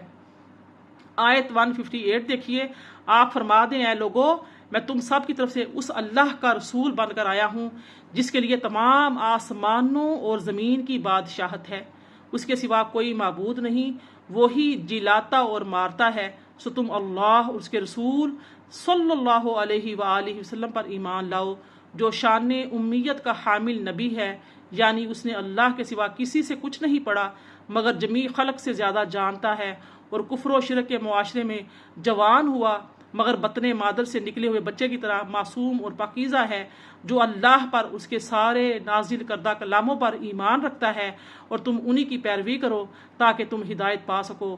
وَمِن قَوْمِ مُوسَىٰ أُمَّةٌ يَهْدُونَ بِالْحَقِّ وَبِهِ يَعْدِلُونَ 159۔ اور موسیٰ علیہ السلام کی قوم میں سے ایک جماعت ایسے لوگوں کی بھی ہے جو حق کی راہ بتاتے ہیں اور اسی کے مطابق عدل پر مبنی فیصلے کرتے ہیں، اور ہم نے انہیں گروہ در گروہ 12 قبیلوں میں تقسیم کر دیا، اور ہم نے موسیٰ علیہ السلام کے پاس یہ وحی بھیجی جب اس سے اس کی قوم نے پانی مانگا کہ اپنا عصا پتھر پر مارو، سو اس میں سے 12 چشمے پھوٹ نکلے، پس ہر قبیلے نے اپنا گھاٹ معلوم کر لیا، اور ہم نے ان پر ابر کا سائباں تان دیا، اور ہم نے ان پر من و سلوہ اتارا، اور ان سے فرمایا جن پاکیزہ چیزوں کا رزق ہم نے تمہیں عطا کیا ہے اس میں سے کھاؤ، مگر نافرمانی اور کفران نعمت کر کے انہوں نے ہم پر ظلم نہیں کیا بلکہ وہ اپنی ہی جانوں پر ظلم کر رہے تھے۔ نعمتوں کا ضیاع کرنا، ناشکری کرنا، یہ کیا ہے؟ اپنی جانوں پر ظلم کرنا ہے۔ اور یاد کرو جب ان سے فرمایا گیا کہ تم اس شہر بیت المقدس سے یا اریحہ میں سکونت اختیار کرو اور تم وہاں سے جس طرح چاہو کھانا اور زبان سے کہتے جانا کہ ہمارے گناہ بخش دے، اور شہر کے دروازے میں سجدہ کرتے ہوئے داخل ہونا، تو ہم تمہاری تمام خطائیں بخش دیں گے، عن قریب ہم نیکوکاروں کو اور زیادہ عطا فرمائیں گے۔ فبدل الذین ظلموا منہم قولا غیر الذی قیل لہم فارسلنا علیہم رجزا من السماء بما کانوا یظلمون۔ پھر ان میں سے ظالموں نے اس بات کو جو ان سے کہی گئی تھی دوسری بات سے بدل ڈالا، سو ہم نے ان پر آسمان سے عذاب بھیجا اس وجہ سے کہ وہ ظلم کر رہے تھے۔ میری پیاری بہنوں، یہاں پر ہماری 162 آیتیں اور 20 رکوع مکمل ہو رہے ہیں۔ سورہ اعراف کی 163 آیت دیکھیے، اور آپ ان سے اس بستی کا حال دریافت فرمائیں جو سمندر کے کنارے واقع تھی، جب وہ لوگ ہفتے کے دن کے احکام میں حد سے تجاوز کرتے تھے۔ یہ اس وقت ہوا جب ان کے سامنے ان کی مچھلیاں ان کی تعظیم کردہ ہفتے کے دن کو پانی کی سطح پر ہر طرف سے خوب ظاہر ہونے لگیں، اور باقی ہر دن جس کی وہ یوم شنبہ کی طرح تعظیم نہیں کرتے تھے مچھلیاں ان کے پاس نہ آتیں۔ اس طرح ہم ان کی آزمائش کر رہے تھے، وجہ کہ وہ نافرمان تھے۔ وَإِذْ قَالَتْ أُمَّةٌ مِّنْهُمْ لِمَ تَعِظُونَ قَوْمًا اللَّهُ مُهْلِكُهُمْ أَوْ مُعَذِّبُهُمْ عَذَابًا شَدِيدًا قَالُوا مَعْذِرَةً إِلَىٰ رَبِّكُمْ وَلَعَلَّهُمْ يَتَّقُونَ۔ اور جب ان میں سے ایک گروہ نے فریضہ دعوت انجام دینے والوں سے کہا کہ تم ایسے لوگوں کو نصیحت کیوں کر رہے ہو جنہیں اللہ ہلاک کرنے والا ہے یا جنہیں نہایت سخت عذاب دینے والا ہے، تو انہوں نے جواب دیا کہ تمہارے رب کے حضور اپنی معذرت پیش کرنے کے لیے اور اس لیے بھی کہ شاید وہ پرہیزگار بن جائیں۔ پھر جب وہ ان سب باتوں کو فراموش کر بیٹھے جن کی انہیں نصیحت کی گئی تھی، تو ہم نے ان لوگوں کو نجات دے دی جو برائی سے منع کرتے تھے، یعنی نہیں عن المنکر کا فریضہ ادا کرتے تھے، اور ہم نے بقیہ سب لوگوں کو جو عملاً یا سکوتاً ظلم کرتے تھے نہایت برے عذاب میں پکڑ لیا، اس وجہ سے کہ وہ نافرمانی کر رہے تھے۔ فلما عتوا عما نهوا عنه قلنا لهم كونوا قردة خاسئين 166 آیت ہے۔ پھر جب انہوں نے اس چیز کے ترک کرنے کے حکم سے سرکشی کی جس سے وہ روکے گئے تھے، تو ہم نے انہیں حکم دیا کہ تم ذلیل و خوار بندر بن جاؤ، اور وہ وقت بھی یاد کریں جب آپ کے رب نے یہود کو یہ حکم سنایا کہ اللہ ان پر روز قیامت تک کسی نہ کسی ایسے شخص کو ضرور مسلط کرتا رہے گا جو انہیں بری تکلیفیں پہنچاتا رہے گا۔ بے شک آپ کا رب جلد سزا دینے والا ہے اور بے شک وہ بڑا بخشنے والا مہربان ہے۔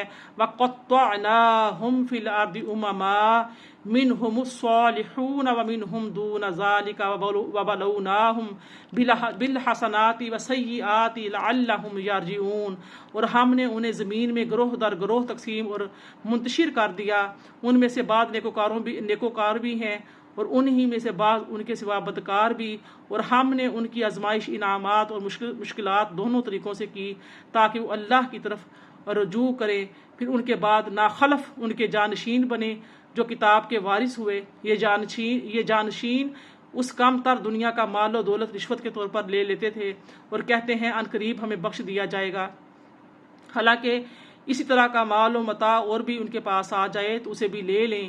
کیا ان سے کتاب الہی کا یہ حد نہیں لیا گیا تھا کہ وہ اللہ کے بارے میں حق بات کی سوا کچھ نہ کہیں گے، اور وہ سب کچھ پڑھ چکے تھے جو اس میں لکھا تھا، اور آخرت کا گھر ان لوگوں کے لیے بہتر ہے جو پرہیزگاری اختیار کرتے ہیں۔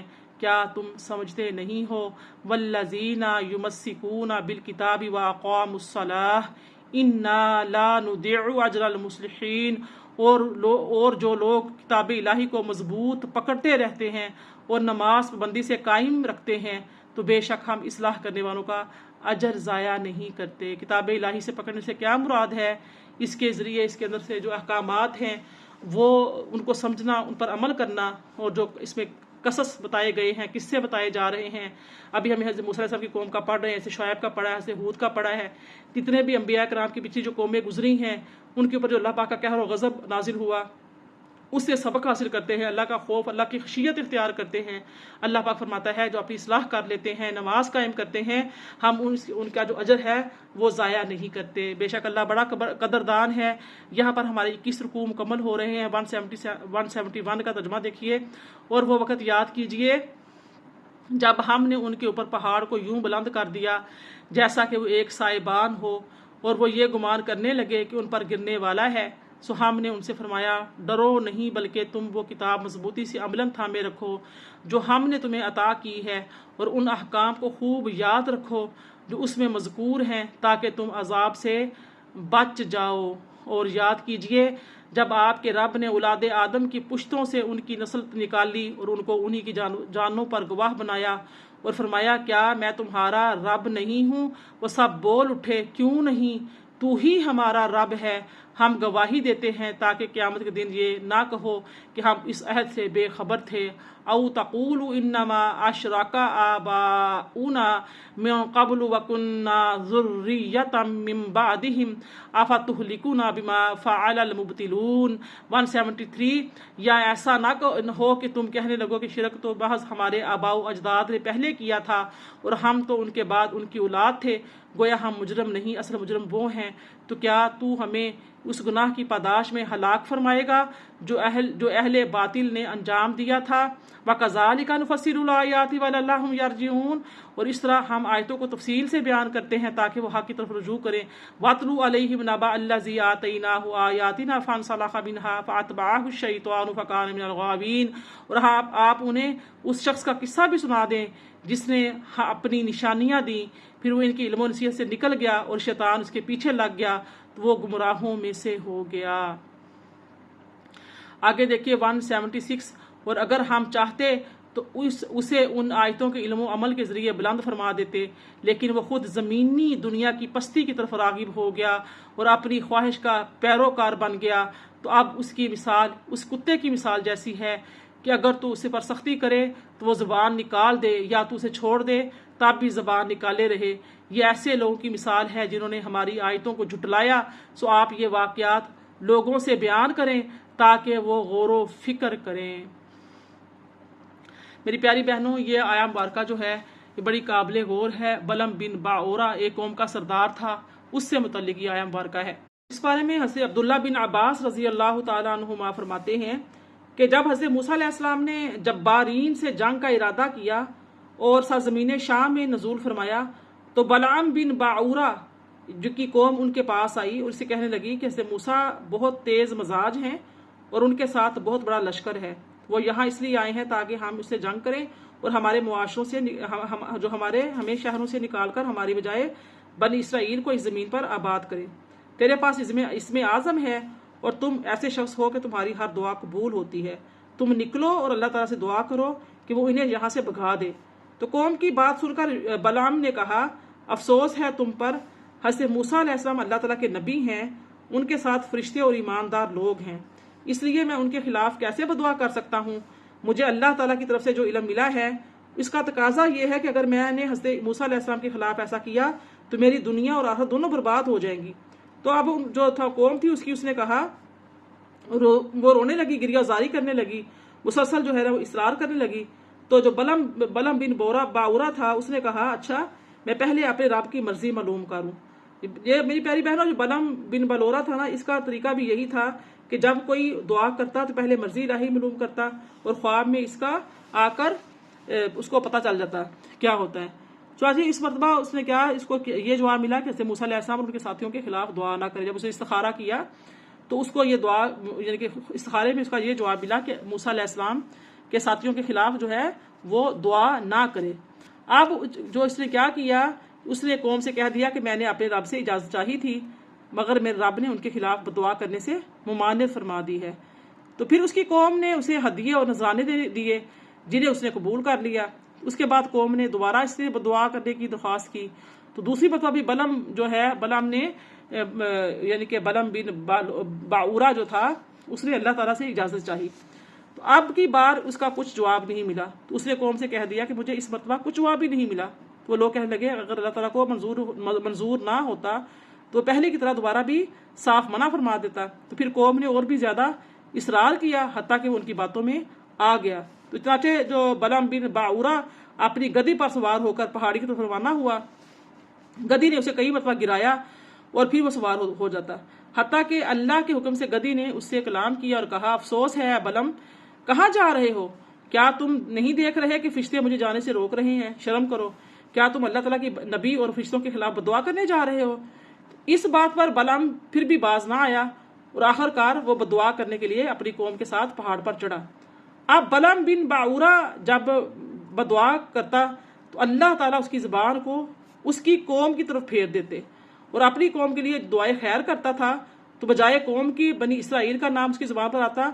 تو یہ دیکھ کر اس کی قوم نے کہا، اے بلعام تو کیا کر رہا ہے؟ بنی اسرائیل کے لیے دعا اور ہمارے لیے بدعا کر رہا ہے۔ تو بلعام نے کہا، یہ میرے اختیارات کی بات نہیں ہے، میری زبان میرے قبضے میں نہیں ہے، تو اللہ تعالیٰ کی قدرت مجھ پر غالب آ گئی ہے۔ اتنا کہنے کے بعد اس کی زبان نکل کر اس کے سینے پر لٹک گئی۔ اس نے اپنی قوم سے کہا، میری تو دنیا ہی آخرت دونوں ہی برباد ہو گئے ہیں۔ اب میں تمہیں ان کے خلاف ایک تدبیر بتاتا ہوں، تم حسین و جمیل عورتوں کو بنا سنوار کر اس کے لشکر پہ بھیج دو، اگر ان میں سے ایک شخص نے بھی بدکاری کر لی تو تمہارا کام بن جائے گا، کیونکہ جو قوم زنا کرے اللہ تعالیٰ اس پر سخت ناراض ہوتا ہے اور اسے کامیابی نہیں ہوتی۔ تو بلم کی قوم نے اس طرح کیا، جب عورتیں بن صبر کا لشکر پہ پہنچی تو ایک کنعانی عورت جو تھی بنی اسرائیل کی ایک سردار کے پاس گزری، تو وہ اپنے حسن و جمال کی وجہ سے اسے پسند آ گئی۔ تو حضرت موسیٰ کے منع کرنے کے باوجود اس سردار نے اس عورت کو ایک ساتھ بدکاری کی۔ اس کی برداشت میں اس وقت بنی اسرائیل پر طاعون مسلط کر دیا گیا۔ حضرت موسیٰ کا مشیر اس وقت وہاں موجود نہ تھا۔ جب وہ آیا تو اسے بدکاری کا قصہ معلوم ہونے کے بعد مردوں اور دونوں کو قتل کر دیا۔ تب طاعون کا عذاب ان سے اٹھا لیا گیا۔ تب اس دوران 70,000 اسرائیلی طاعون سے ہلاک ہو چکے تھے۔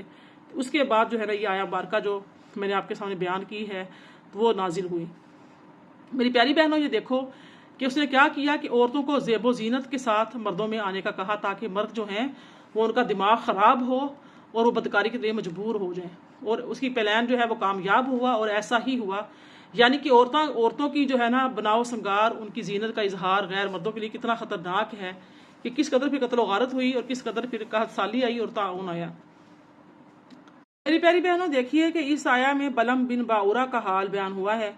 یہ شخص فضل و کمال کی اس منزل پر فائز تھا کہ گزشتہ کتابوں کا یہ عالم تھا۔ اللہ تعالیٰ کا اسم اعظم اسے معلوم تھا۔ یہ جو بھی دعا مانگتا وہ قبول ہوتی تھی۔ اپنی جگہ پر بیٹھے بیٹھے عرش کو دیکھ لیتا تھا۔ 12,000 طلباء اس کے درس میں شریک ہوا کرتے تھے اور ان کو یہ پڑھنا لکھنا سکھاتا تھا۔ اب دیکھیے، فضل و کمال کا اتنا بڑا مرتبہ پانے والا شخص جب اپنی نفسانی خواہش کی پیروی کرنے لگا، دنیا کے مال اور اس کی نعمتوں کی طرف راغب ہو گیا، آخرت اور اس کی نعمتوں کے پسے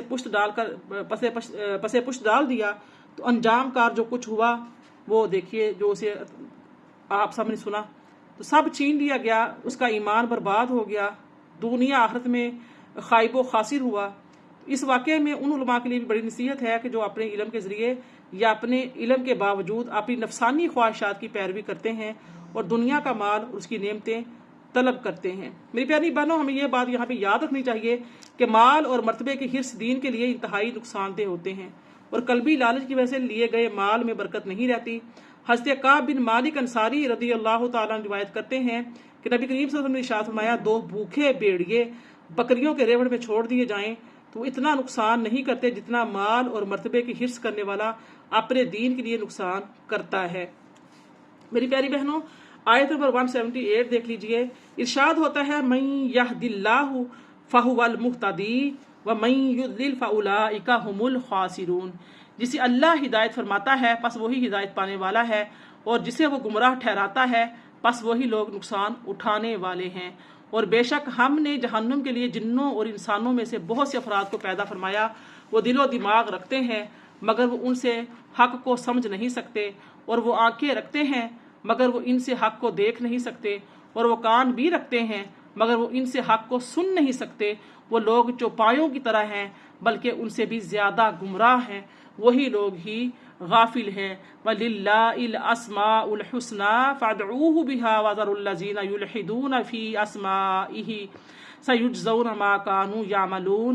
آیت 180 ہے، اور اللہ ہی کے لیے اچھے اچھے نام ہیں، اور سو اسے ان ناموں سے پکارا کرو، اور ایسے لوگوں کو چھوڑ دو جو اس کے ناموں میں حق سے انحراف کرتے ہیں۔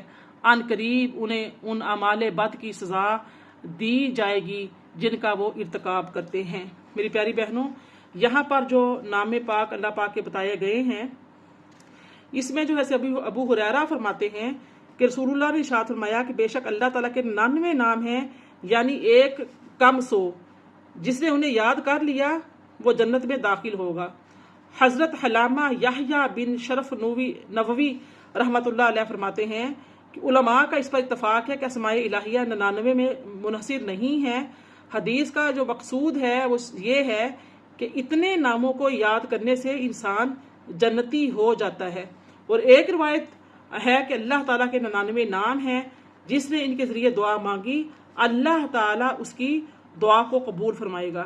ایک موقع پر اسماء باری تعالیٰ پڑھ کر دعا مانگنے کا ایک بہترین طریقہ یہ بھی ہے، جو بزرگ ارشاد فرماتے ہیں کہ جو شخص اس طرح دعا مانگے کہ پہلے اللہم انی اسألک یا رحمان یا رحیم، پھر رحیم کے بعد سے تمام اسماء مبارکہ حرف ندا کے ساتھ یعنی کہ یا اللہ، یا رحمان، یا رحیم، یا مالک، ایسے اس طریقے سے اللہ پاک کے نام یا کے ساتھ جو ہے حرف ندا یا ہوتا ہے، تو یا حرف ندا کے ساتھ سارے نام پڑھے۔ جب اسماء سارے جتنے بھی اللہ پاک کے 99 نیم ہیں مکمل ہو جائیں تو پھر یہ کہے ان تصلی علی محمد و آلہ و ان ترزقنی و جمیع من یتعلق بی بتمام نعمتک و دوام عافیتک یا ارحم الراحمین۔ پھر دعا مانگے تو اللہ تعالیٰ اس کی مراد کو بھی پورا کرے گا اور اس کی دعا کو بھی پورا فرمائے گا۔ آیت نمبر 181 ہے، ارشاد ہوتا ہے وَمِمَّنْ خَلَقْنَا أُمَّةٌ يَهْدُونَ بِالْحَقِّ وَبِهِ يَعْدِلُونَ، اور جنہیں ہم نے پیدا فرمایا اور ان میں سے ایک جماعت ایسی لوگوں کی بھی ہے جو حق بات کی ہدایت کرتے ہیں اور اسی کے ساتھ عدل پر مبنی فیصلے بھی کرتے ہیں۔ وَالَّذِينَ كَذَّبُوا بِآيَاتِنَا سَنَسْتَدْرِجُهُم مِّنْ حَيْثُ لَا يَعْلَمُونَ، اور جن لوگوں نے ہماری آیتوں کو جھٹلایا ہم ان قریب انہیں آہستہ آہستہ ہلاکت کی طرف لے جائیں گے، ایسے طریقے سے کہ انہیں خبر بھی نہیں ہوگی۔ استغفر اللہ۔ وَأُمْلِي لَهُمْ إِنَّ كَيْدِي مَتِينٌ، اور میں انہیں مہلت دے رہا ہوں، بے شک میری گرفت بڑی مضبوط ہے۔ أَوَلَمْ يَتَفَكَّرُوا مَا بِصَاحِبِهِم مِّن جِنَّةٍ إِنْ هُوَ إِلَّا نَذِيرٌ مُّبِينٌ۔ 184 آیا ہے، اور کیا انہوں نے غور نہیں کیا کہ انہیں اپنی صحبت کے شرف سے نوازنے والے رسول صلی اللہ علیہ وآلہ وسلم کو جنون سے کوئی علاقہ نہیں، وہ تو نافرمانوں کو صرف واضح ڈر سنانے والے ہیں۔ 185 دیکھیے، کیا انہوں نے آسمانوں اور زمین کی بادشاہت میں اور علاوہ ان کے جو کوئی چیز بھی اللہ نے پیدا فرمائی اس میں نگاہ نہیں ڈال لی؟ اور اس میں کیا عجب ہے کہ ان کی مدت موت قریب آ چکی ہے، پھر اس کے بعد وہ کس بات پر ایمان لائیں گے؟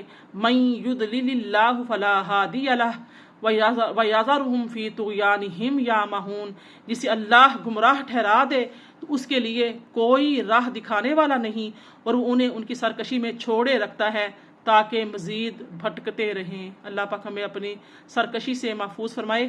187 یہ کفار اپنے آپ سے قیامت کی نسبت دریافت کرتے ہیں کہ اس کے قائم ہونے کا وقت کب ہے، فرما دیں کہ اس کا علم تو صرف میرے رب کے پاس ہے، اسے اپنے مقررہ وقت پر اس سے اللہ کے سوا کوئی ظاہر نہیں کرے گا۔ وہ آسمانوں اور زمین کے رہنے والوں پر شدائد و مصائب کے خوف کے باعث بوجھل لگ رہی ہے، وہ تم پر اچانک حادثاتی طور پر آ جائے گی۔ یہ لوگ آپ سے اس طرح سوال کرتے ہیں گویا آپ اس کی کھوج میں لگے ہوئے ہیں، فرما دیں کہ اس کا علم تو محض اللہ کے پاس ہے، لیکن اکثر لوگ اس حقیقت کو نہیں جانتے۔ آیت نمبر جو ہے یہ دیکھ لیجئے، یہاں پر 23 رکوع مکمل ہو رہے ہیں۔ 188 آیا مبارکہ ہے، ترجمہ ملاحظہ فرمائیں۔ آپ انہی سے یہ بھی فرما دیجئے کہ میں اپنی ذات کے لیے کسی نفع اور نقصان کا خود مالک نہیں ہوں مگر یہ کہ جس قدر اللہ نے چاہا، اور اسی طرح بغیر عطائے الہی کے اگر میں خود غیب کا علم رکھتا تو میں از خود بہت سی بھلائی اور فتوحات حاصل کر لیتا اور مجھے کسی موقع پر کوئی سختی اور تکلیف بھی نہ پہنچتی۔ میں تو اپنے منصب رسالت کے باعث فقط ڈر سنانے والا اور خوشخبری دینے والا ہوں ان لوگوں کو جو ایمان رکھتے ہیں۔ میری پیاری بہنوں، ڈر اور خوشی کی خبریں بھی امور غیب میں سے ہی ہیں جن پر اللہ تعالیٰ اپنے نبی صلی اللہ علیہ وسلم کو مطلع فرماتا ہے، کیونکہ من جانب اللہ ایسی اطلاع علی الغیب کے بغیر نہ تو نبوت و رسالت متحقق ہوتی ہے اور نہ ہی یہ فریضہ ادا ہو سکتا ہے۔ اس لیے آپ صلی اللہ علیہ وسلم کی شان میں فرمایا گیا ہے وما ہوا علی الغیب بضنین، سورۃ تکویر میں آتا ہے، اور یہ نبی صلی اللہ علیہ وسلم غیب بتانے میں ہرگز بخیل نہیں ہے۔ اس قرآنی جو ارشاد ہے اس کے مطابق غیب بتانے میں بخیل نہ ہونا تب ہی ممکن ہو سکتا ہے کہ اگر اللہ تعالیٰ نے کمال فراوانی کے ساتھ حضور نبی کریم صلی اللہ علیہ وسلم کو علوم و اخبار و غیب پر مطلع فرمایا ہو۔ اگر سارے سے علم غیب عطا ہی نہ کیا گیا ہو تو نبی کریم صلی اللہ علیہ وسلم کا غیب بتانا کیسا، اور پھر اس پر بخیل نہ ہونے کا کیا مطلب ہے؟ یہاں پر ہمیں یہ معلوم ہو رہا ہے کہ نبی کریم صلی اللہ علیہ وسلم کے مطلع علی الغیب ہونے کے قطعاً نفی نہیں بلکہ نفع اور نقصان پر خود قادر و مالک اور بذات عالم غیب ہونے کی نفی ہے، کیونکہ یہ شان صرف اللہ تعالیٰ کی ہے۔ 189 کا ترجمہ دیکھیے، اور وہی اللہ ہے جس نے تم کو ایک جان سے پیدا فرمایا اور اسی میں سے اس کا جوڑا بنایا تاکہ وہ اس سے سکون حاصل کریں۔ پھر جب مرد نے اس عورت کو ڈھانپ لیا تو وہ خفیف بوجھ کے ساتھ حاملہ ہو گئی، پھر وہ اس کے ساتھ چلتی پھرتی رہی۔ پھر جب وہ گراں بار ہوئی دونوں نے اپنے رب سے دعا کی کہ کہ اگر تو ہمیں اچھا تندرست بچہ عطا فرما دے تو ہم ضرور شکر گزاروں میں سے ہو جائیں گے۔ یہ حضرت آدم علیہ السلام اور حضرت حوا علیہ السلام کی بات ہے۔ فلما آتاہما صالحا جعل له شرکاء فیما آتاہما فتعالی اللہ عما یشرکون۔ 190 آیہ مبارکہ۔ پھر جب اس نے انہیں تندرست بچہ عطا فرما دیا تو دونوں اس بچے میں جو انہوں نے عطا فرمایا تھا اس کے لیے شریک ٹھہرانے لگے، تو اللہ ان کے شریک بنانے سے بلند و برتر ہے۔ اَیُشْرِکُونَ مَا لَا يَخْلُقُ شَیْئًا وَهُمْ يُخْلَقُونَ، کیا وہ ایسوں کو شریک بناتے ہیں جو کسی چیز کو پیدا نہیں کر سکتے، وہ خود پیدا کیے گئے ہیں۔ وَلَا يَسْتَطِيعُونَ لَهُمْ نَصْرًا وَلَا أَنفُسَهُمْ يَنصُرُونَ، اور نہ وہ ان مشرکوں کی مدد کرنے پر قدرت رکھتے ہیں اور نہ اپنے آپ ہی کی مدد کر سکتے ہیں۔ آیت 193 دیکھیے، اور اگر تم ان کو راہ ہدایت کی طرف بلاؤ تو تمہاری پیروی نہ کریں گے، تمہارے حق میں برابر ہے خواہ تم انہیں حق و ہدایت کی طرف بلاؤ یا تم خاموش رہو۔ آیت 194، بے شک جن بتوں کی تم اللہ کے سوا عبادت کرتے ہو وہ بھی تمہاری ہی طرح اللہ کے مملوک ہیں، پھر جب تم انہیں پکارو تو انہیں چاہیے کہ تمہیں جواب دے اگر تم انہیں معبود بنانے میں سچے ہو۔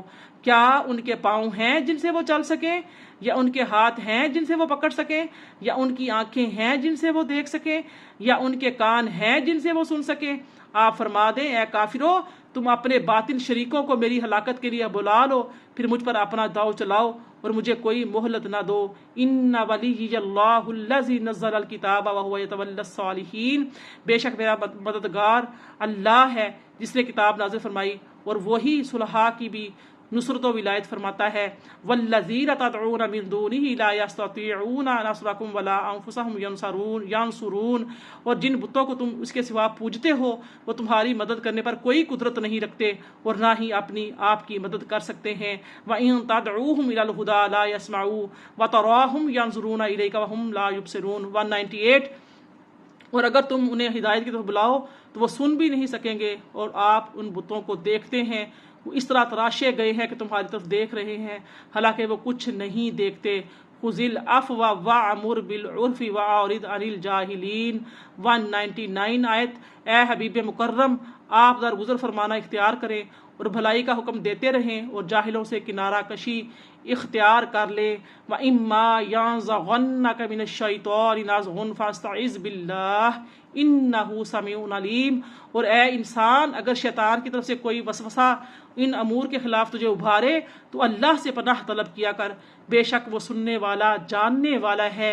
ان الذین اتقوا اذا مسهم طائف من الشیطان تذکروا فاذا هم مبصرون، بے شک جن لوگوں نے پرہیزگاری اختیار کی جب انہیں شیطان کی طرف سے کوئی خیال بھی چھو لیتا ہے تو وہ اللہ کی طرف امر و نہیں اور شیطان کے دجل و عداوت کو یاد کرنے لگتے ہیں، سو اسی وقت ان کی بصیرت کی آنکھیں کھل جاتی ہیں۔ وَإِخْوَانُهُمْ يَمُدُّونَهُمْ فِي الْغَيِّ ثُمَّ لَا يُقْصِرُونَ، آیت نمبر 202، اور جو ان شیطانوں کے بھائی ہیں وہ انہیں اپنے وسوسہ اندازی کے ذریعے گمراہی میں ہی کھینچتے رکھتے ہیں، پھر اس فتنہ پروری اور ہلاکت انگیزی میں کوئی بھی کوتاہی نہیں کرتے۔ آیت 203، اور جب آپ ان کے پاس کوئی نشانی لاتے ہیں تو وہ کہتے ہیں کہ آپ اسے اپنی طرف سے وضع کر کے کیوں نہیں لائے؟ فرما دیں میں تو محض اس حکم کی پیروی کرتا ہوں جو میرے رب کی جانب سے میری طرف وحی کیا جاتا ہے۔ یہ قرآن تمہارے رب کی طرف سے دلائل قطعیہ کا مجموعہ ہے اور ہدایت و رحمت ہے اور ان لوگوں کے لیے جو ایمان لاتے ہیں۔ وَإِذَا قُرِئَ الْقُرْآنُ فَاسْتَمِعُوا لَهُ وَأَنصِتُوا لَعَلَّكُمْ تُرْحَمُونَ، اور جب قرآن پڑھا جائے تو اسے توجہ سے سنا کرو اور خاموش رہا کرو تاکہ تم پر رحم کیا جائے۔ وَاذْكُرْ رَبَّكَ فِي نَفْسِكَ تَضَرُّعًا وَخِيفَةً وَدُونَ الْجَهْرِ مِنَ الْقَوْلِ بِالْغُدُوِّ وَالْآصَالِ وَلَا تَكُن مِّنَ الْغَافِلِينَ، اور اپنے رب کا اپنے دل میں ذکر کیا کرو عاجزی و زاری اور خوف و خستگی سے، اور میانہ آواز سے پکار کر بھی صبح و شام یاد حق جاری رکھو اور غافلوں میں سے نہ ہو جاؤ۔ ان الذین عند ربک لا یستکبرون عن عبادتہ ویسبحونہ ولہ یسجدون، بے شک جو ملائکہ مقربین تمہارے رب کے حضور میں ہیں وہ کبھی بھی اس کی عبادت سے سرکشی نہیں کرتے اور ہمہ وقت اس کی تسبیح کرتے رہتے ہیں اور اس کی بارگاہ میں سجدہ ریز رہتے ہیں۔ میری پیاری بہنوں، یہاں پر سورہ اعراف مکمل ہوئی، 24 رکوع 206 آیتیں تھی اس کی، اور اس آخری آیت میں آیت سجدہ ہے، اور یہاں پر سجدے کا قرآن پاک کے جو سجدے ہیں اس کا پہلا سجدے کا آغاز ہوتا ہے۔ جو مجھے سن رہی ہیں وہ اپنے حساب سے سجدہ تلاوت قرآن پاک کر لیں۔ یہاں پر ہماری سورہ انفال شروع ہوتی ہے۔ صحیح قول کے مطابق یہ سورت مدنی ہے، اور ایک قول یہ ہے کہ یہ سورت ان 7 آیتوں کے علاوہ مدنی ہے جو کہ مکہ مکرمہ میں نازل ہوئی ہیں، اور وہ آیت جو ہے وہ آیت نمبر 30 ہے، وَإِذْ يَمْكُرُ بِكَ الَّذِينَ سے شروع ہوتی ہیں۔ اس سورت میں 10 رکوع ہیں، اس کی 75 آیتیں ہیں۔ انفال جو ہے یہ نفل کی جمع ہے، اور اس کا معنی ہے غنیمت کا مال۔ اس سورت کی پہلی آیت میں انفال یعنی مال غنیمت کے احکام کے بارے میں مسلمانوں کے سوال اور انہیں دیے جانے والے جواب کا ذکر ہے۔ اسی مناسبت سے اس سورت کا نام سورہ انفال رکھا گیا ہے۔ میری پیاری بہنوں، سورہ انفال کی اپنے سے ماقبل سورہ اعراف کے ساتھ مناسبت یہ ہے کہ سورہ اعراف میں مشہور رسولوں کے اپنی قوموں کے ساتھ حالات بیان کیے گئے تھے، اور سورہ انفال میں نبی کریم صلی اللہ علیہ وآلہ وسلم کے اپنی قوم کے ساتھ حالات بیان کیے گئے ہیں۔ شروع کرتے ہیں سورہ انفال۔ بسم اللہ الرحمن الرحیم، اللہ کے نام سے شروع جو بہت مہربان رحم فرمانے والا ہے۔ یسألونک عن الانفال قل الانفال للہ والرسول فاتقوا اللہ واصلحوا ذات بینکم واطیعوا اللہ ورسولہ ان کنتم مؤمنین۔ اے نبی مکرم صلی اللہ علیہ وآلہ وسلم، آپ سے اموال غنیمت کی نسبت سوال کرتے ہیں، فرما دیجئے اموال غنیمت کے مالک اللہ اور اس کے رسول صلی اللہ علیہ وآلہ وسلم ہیں، سو تم اللہ سے ڈرو اور اپنے باہمی معاملات کو درست رکھا کرو، اور اللہ اور اس کے رسول صلی اللہ علیہ وآلہ وسلم کی اطاعت کیا کرو اگر تم ایمان والے ہو۔ میری پیاری بہنوں، انفال جو ہے نا، میں نے بتایا کہ نفل کی جمع ہے، اس سے مراد کیا ہے؟ مال غنیمت ہے۔ حضرت ابو امامہ باہلی فرماتے ہیں کہ میں نے حضرت عبادہ بن صامت رضی اللہ تعالیٰ سے آیت انفال کے نزول کے بارے میں پوچھا، تو آپ نے فرمایا کہ یہ آیت ہم اہل بدر کے حق میں نازل ہوئی ہے، جب غنیمت کے معاملے میں ہمارے درمیان اختلاف پیدا ہوا اور بدمزگی کی نوبت آ گئی، تو اللہ تعالیٰ نے معاملہ ہمارے ہاتھ سے نکال کر اپنے رسول کریم صلی اللہ علیہ وآلہ وسلم کے سپرد کر دیا، اور آپ نے وہ مال مسلمانوں میں برابر تقسیم کر دیا۔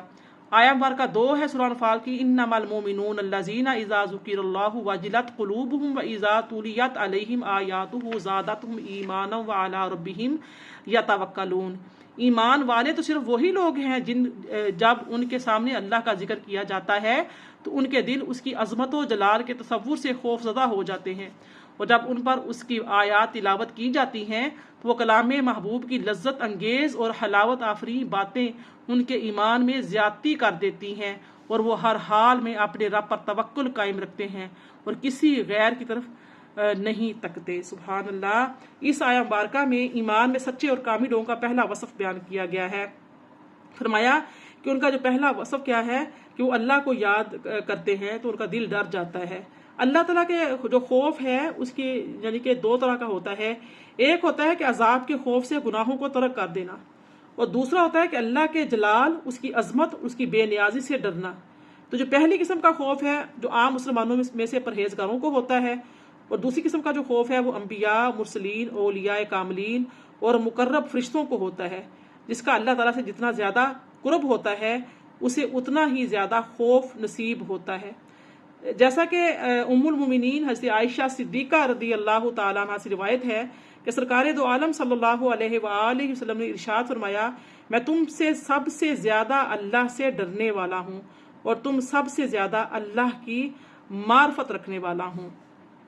حسن رحمۃ اللہ تعالی علیہ فرماتے ہیں کہ حضرت ابو بکر صدیق رضی اللہ تعالیٰ نے ایک مرتبہ ایک درخت پر پرندے کو بیٹھے ہوئے دیکھا تو فرمایا، اے پرندے، تیرے لیے کتنی بھلائی ہے کہ تو پھل کھاتا ہے اور درخت پر بیٹھتا ہے، کاش میں بھی ایک پھل ہوتا جسے پرندہ کھا لیتا۔ یہ خوف کا عالم تھا۔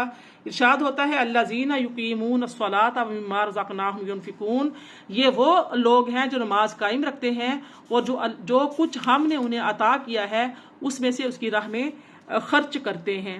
اولئک هم المؤمنون حقا لهم درجات عند ربهم ومغفرۃ ورزق کریم۔ در حقیقت میں یہی لوگ سچے مومن ہیں، ان کے لیے ان کے رب کی بارگاہ میں بڑے درجات ہیں اور مغفرت اور بلند درجہ رزق بھی ہے۔ آیت 5 دیکھیے، اے حبیب، جس طرح آپ کا رب اور آپ کو آپ کے گھر سے حق کے عظیم مقصد کے ساتھ جہاد کے لیے باہر نکال لایا، حالانکہ مسلمانوں کا ایک گروہ اس پر ناخوش تھا، وہ آپ سے امر حق میں اس بشارت کے ظاہر ہو جانے کے بعد بھی جھگڑنے لگے کہ اللہ کی نصرت آئے گی اور لشکر محمدی صلی اللہ علیہ وآلہ وسلم کو فتح نصیب ہوگی، گویا وہ موت کی طرف ہانکے جا رہے ہیں اور وہ موت کو آنکھوں سے دیکھ رہے ہیں۔ اور وہ وقت یاد کرو جب اللہ نے تم سے کفار مکہ کے 2 گروہوں میں سے ایک پر غلبہ و فتح کا وعدہ فرمایا تھا کہ وہ یقیناً تمہارے لیے اور تم یہ چاہتے تھے کہ غیر مسلح کمزور گروہ تمہارے ہاتھ سے آ جائے، اور اللہ یہ چاہتا تھا کہ اپنے کلام سے حق کو حق ثابت فرما دے اور دشمنوں کے بڑے مسلح لشکر پر مسلمانوں کی فتح یابی کی صورت میں کافروں کی قوت اور شان و شوکت کی جڑ کاٹ دے۔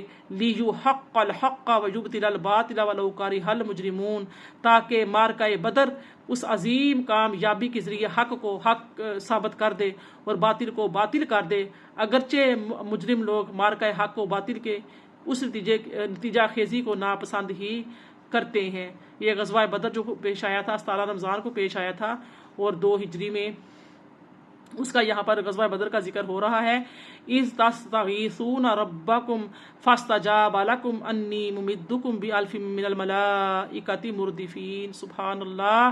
وہ وقت یاد کرو جب تم اپنے رب سے مدد کے لیے فریاد کر رہے تھے تو اس نے تمہاری فریاد قبول فرما لی اور فرمایا کہ میں 1000 پے در پے آنے والے فرشتوں کے ذریعے تمہاری مدد کرنے والا ہوں، اور اس مدد کی صورت کو اللہ نے محض بشارت بنایا تھا، اور یہ اس لیے کہ اس سے تمہارے دل مطمئن ہو جائیں، اور حقیقت میں تو اللہ کی بارگاہ سے مدد کے سوا کوئی اور مدد نہیں، بے شک اللہ ہی غالب اور حکمت والا ہے۔ جب اس نے اپنی طرف سے تمہیں راحت و سکون فراہم کرنے کے لیے تم پر غنودگی طاری فرما دی اور تم پر آسمان سے پانی اتارا تاکہ اس کے ذریعے تمہیں ظاہری و باطنی طہارت عطا فرمائے اور تم سے شیطان کی باطل وسوسوں کی نجاست کو دور کر دے اور تمہارے دلوں کی قوت یقین سے مضبوط کر دے اور اس سے تمہارے قدم خوب جما دے۔ یہ آیا مبارکہ 11 ہے، بڑی پیاری آیا مبارکہ ہے، اس کو ذرا ہم دیکھ لیتے ہیں۔ میری پیاری بہنوں، یہ جو آیا مبارکہ 9، 10، 11 جو گزری ہیں، ان میں یہ تھا کہ جو اس آیا مبارکہ کا جو شان نزول ہے، حضرت عمر بن خطاب رضی اللہ تعالیٰ فرماتے ہیں کہ غزوہ بدر کے دن رسول کریم صلی اللہ علیہ وسلم نے مشرکین کو ملاحظہ فرمایا تو وہ 1000 تھے اور آپ کے ساتھ 319 مرد تھے۔ نبی کریم صلی اللہ علیہ وآلہ وسلم نے قبلہ کی طرف منہ کیا اور اپنے بابرکت ہاتھ پھیلا کر آپ سے دعا کرنے لگے، اللہ پاک سے دعا کرنے لگے کہ یا رب تو نے جو مجھ سے وعدہ کیا ہے اسے پورا فرما، یا رب تو نے مجھ سے جو وعدہ کیا ہے وہ عنایت فرما، یا رب اگر تو اہل اسلام کی اس جماعت کو ہلاک کر دے گا تو زمین پر تیری پرستش کرنے والا کوئی نہیں رہے گا، تیرا نام لیوا کوئی نہیں رہے گا۔ نبی کریم صلی اللہ علیہ وآلہ وسلم اس طرح دعا کرتے رہے یہاں تک کہ مبارک کندھوں پر چادر اتر گئی تو حضرت ابوبکر صدیق رضی اللہ تعالیٰ عنہ حاضر ہوئے اور چادر مبارک شانہ اقدس پر ڈال کر عرض کی، یا نبی اللہ، اپنے رب عز و جل کے ساتھ آپ کی مناجات کافی ہو گئیں، وہ بہت جلد اپنا وعدہ پورا فرمائے گا۔ اس پر یہ آیا مبارکہ نازل ہوئی، انی ممدکم بألف من الملائکۃ مردفین، آیت نمبر 9، میں 1000 لگاتار اتارنے والی فرشتوں کے ساتھ تمہاری مدد کرنے والا ہوں۔ تو پھر فرماتے ہیں کہ پہلے 1000 فرشتے آئے، پھر 3000، پھر 5000۔ حضرت عبداللہ بن عباس رضی اللہ تعالیٰ عنہما نے فرمایا کہ مسلمان اس دن کافروں کا تعاقب کرتے تھے اور کافر مسلمانوں کے آگے آگے بھاگتا جاتا تھا کہ اچانک اوپر سے کوڑے کی آواز آتی اور سوار کا یہ کلمہ سنایا جاتا، اقدم حیزوم، یعنی آگے بڑھ اے حیزوم۔ یہ حیزوم میری پیاری بہنوں حضرت جبرائیل علیہ السلام کے گھوڑے کا نام تھا، اور نظر آتا تھا کہ کافر مر گیا اور اس کی ناک تلوار سے اڑا دی گئی اور چہرہ زخمی ہو گیا۔ تو صحابہ کرام رضی اللہ تعالیٰ عنہ نے سرکار دو عالم صلی اللہ علیہ وسلم سے اپنے یہ معائنے بیان کیے۔ نبی کریم صلی اللہ علیہ وآلہ وسلم نے فرمایا یہ تیسرے آسمان کی مدد ہے۔ سبحان اللہ۔ پھر اللہ پاک کی آیت نمبر جو 11 میں اس کا جو ذکر آتا ہے تو وہ یہ غزوہ بدر کے دن مسلمان ریگستان میں اترے تو ان کے اور ان کے جانوروں کے پاؤں ریت میں دھنسے جاتے تھے، جبکہ جو مشرکین تھے ان سے پہلے پانی کی جگہوں پر قبضہ وہ کر چکے تھے۔ تو صحابہ کرام میں سے بعض کو وضو اور بعض کو غسل کی حاجت تھی، تو اس کے ساتھ پیاس کی شدت بھی تھی، تو شیطان نے ان کے دل میں وسوسہ ڈالا کہ تمہارا گمان ہے کہ تم حق پر ہو، تو تم میں اللہ کے نبی ہیں اور تم اللہ والے ہو، جبکہ حال یہ ہے کہ مشرکین غالب ہو کر پانی پر پہنچ گئے ہیں اور تم وضو اور غسل کے بغیر نمازیں پڑھ رہے ہو، تو تمہیں دشمن پر فتح یاب ہونے کی کس طرح امید ہے؟ تو شیطان کا یہ وسوسہ یوں زائل ہوا کہ اللہ تعالیٰ نے بارش بھیجی جس سے وادی سیراب ہو گئی، اور مسلمانوں نے اس سے پانی پیا، غسل اور وضو کیے، اپنی سواریوں کو پانی پلایا اور اپنے برتنوں کو پانی سے بھر لیا، تو بارش کی وجہ سے غبار بھی بیٹھ گیا، زمین اس قابل ہو گئی کہ اس پر قدم جمنے لگے، تو صحابہ کرام رضی اللہ تعالیٰ عنہم کے دل خوش ہو گئے، اور بارش کی نعمت کامیابی اور فتح حاصل ہونے کی یہ دلیل ہوتی ہے۔ تو یہاں پر اللہ پاک کی ذات نے اسی کا ذکر فرمایا ہے۔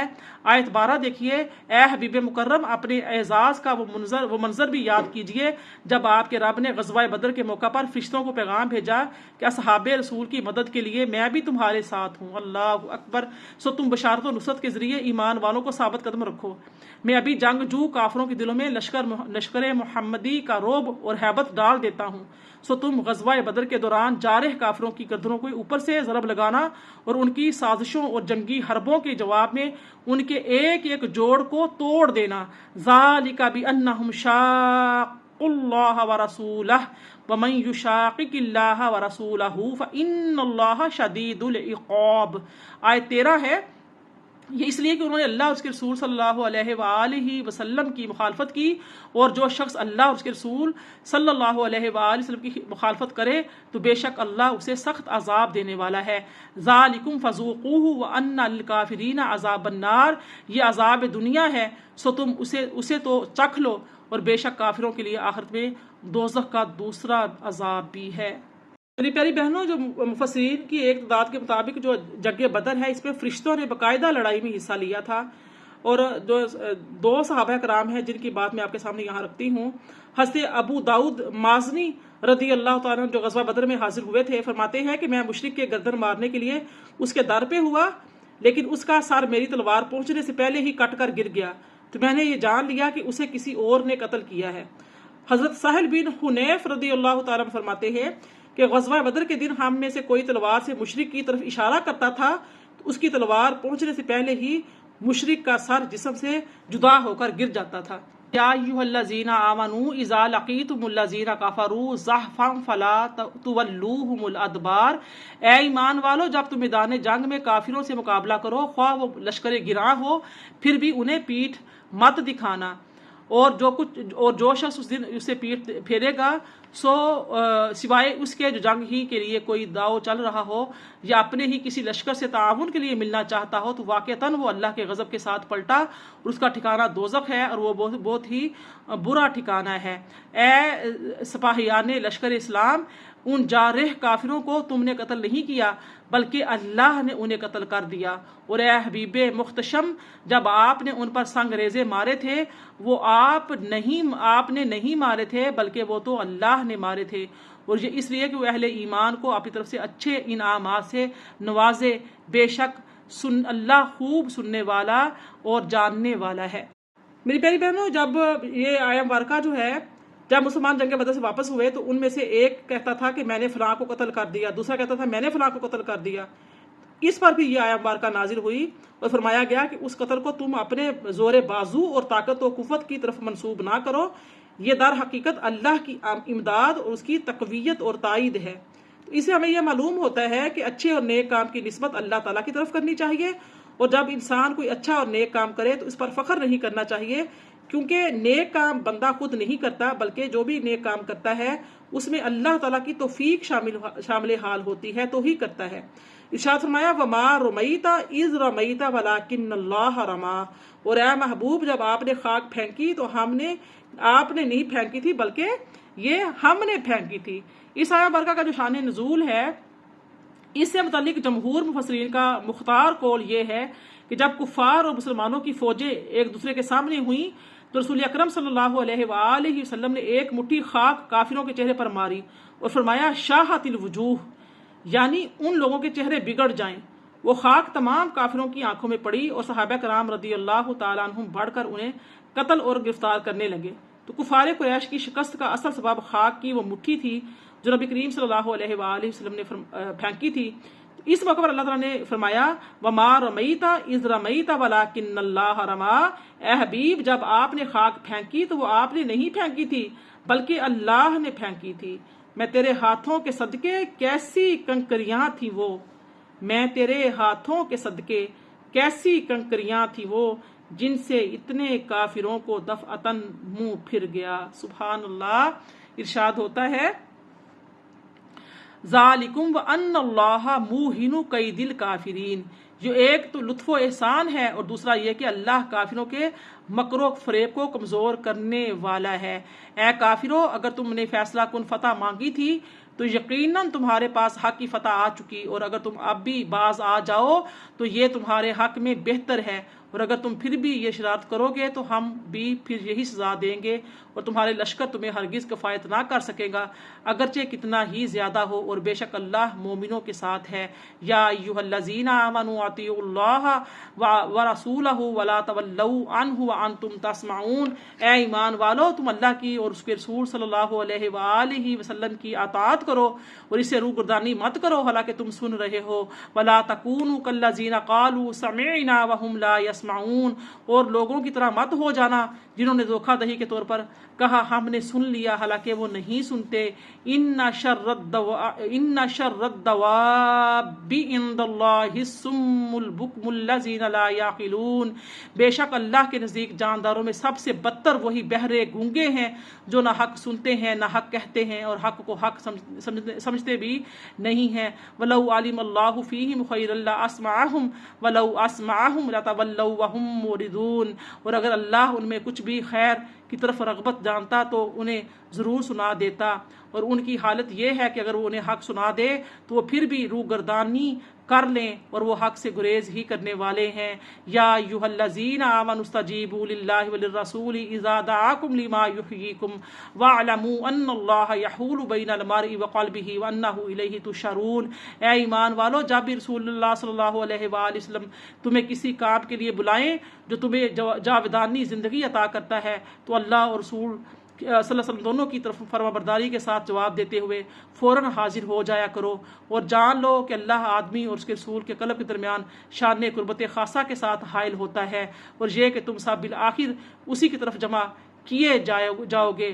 آیت 25 ہے، اور اس فتنے سے ڈرو جو خاص طور پر صرف ان لوگوں کو ہی کو نہیں پہنچے گا جو تم میں سے ظالم ہیں، بلکہ اس ظالم کا ساتھ دینے والے اور اس پر خاموش رہنے والے بھی انہی میں شریک کر لیے جائیں گے، اور جان لو کہ اللہ عذاب میں سختی فرمانے والا ہے۔ اللہ اکبر۔ ظالم جب ظلم کر رہا ہو تو ظالم کے ظلم پر خاموش رہنے والے بھی ظالم ہوتے ہیں، جب ظالم کی پکڑ ہوگی تو ساتھ میں کیا ہوگا، ظالم کو دیکھنے والے کی بھی پکڑ کی جائے گی۔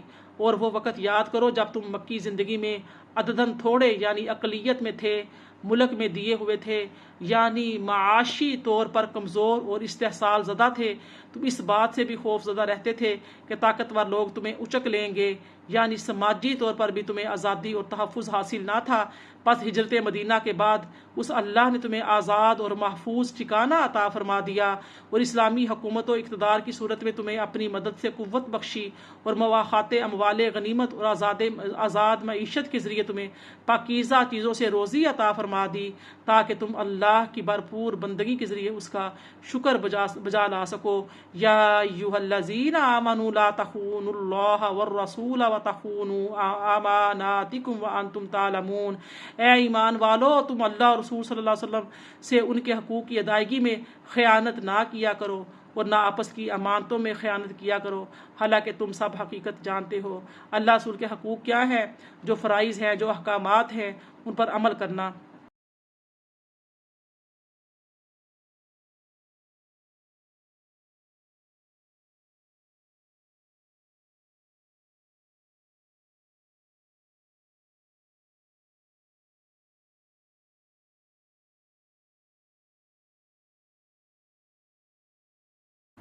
وَاعْلَمُوا أَنَّمَا أَمْوَالُكُمْ وَأَوْلَادُكُمْ فِتْنَةٌ وَأَنَّ اللَّهَ عِندَهُ أَجْرٌ عَظِيمٌ، اور جان لو کہ تمہارے اموال اور تمہاری اولاد تو بس فتنہ ہی ہیں، اور یہ کہ اللہ ہی کے پاس اجر عظیم ہے۔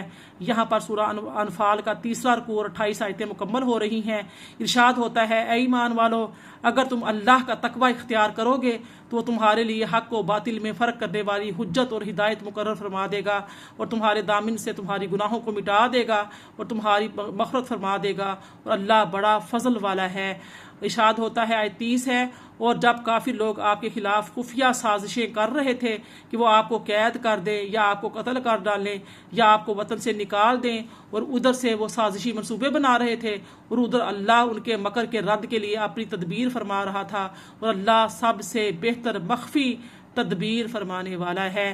بے شک آیت نمبر 31 دیکھیے اور جب ان پر ہماری آیتیں پڑھی جاتی ہیں تو وہ کہتے ہیں بے شک ہم نے سن لیا، اگر ہم چاہیں تو ہم بھی اس کلام کی مثل کہہ سکتے ہیں، یہ تو اغلوں کی خیالی داستانوں کے سوا کچھ بھی نہیں ہے۔ استغفر اللہ۔ آیت 32 دیکھیے اور جب انہوں نے تانن کہا اے اللہ اگر یہی قرآن تیری طرف سے حق ہے تو اس کی نافرمانی کے باعث ہم پر آسمان سے پتھر برسا دے یا ہم پر کوئی دردناک عذاب بھیج دے۔ وما کان اللہ لیعذبہم وانت فیہم وما کان اللہ معذبہم وہم یستغفرون۔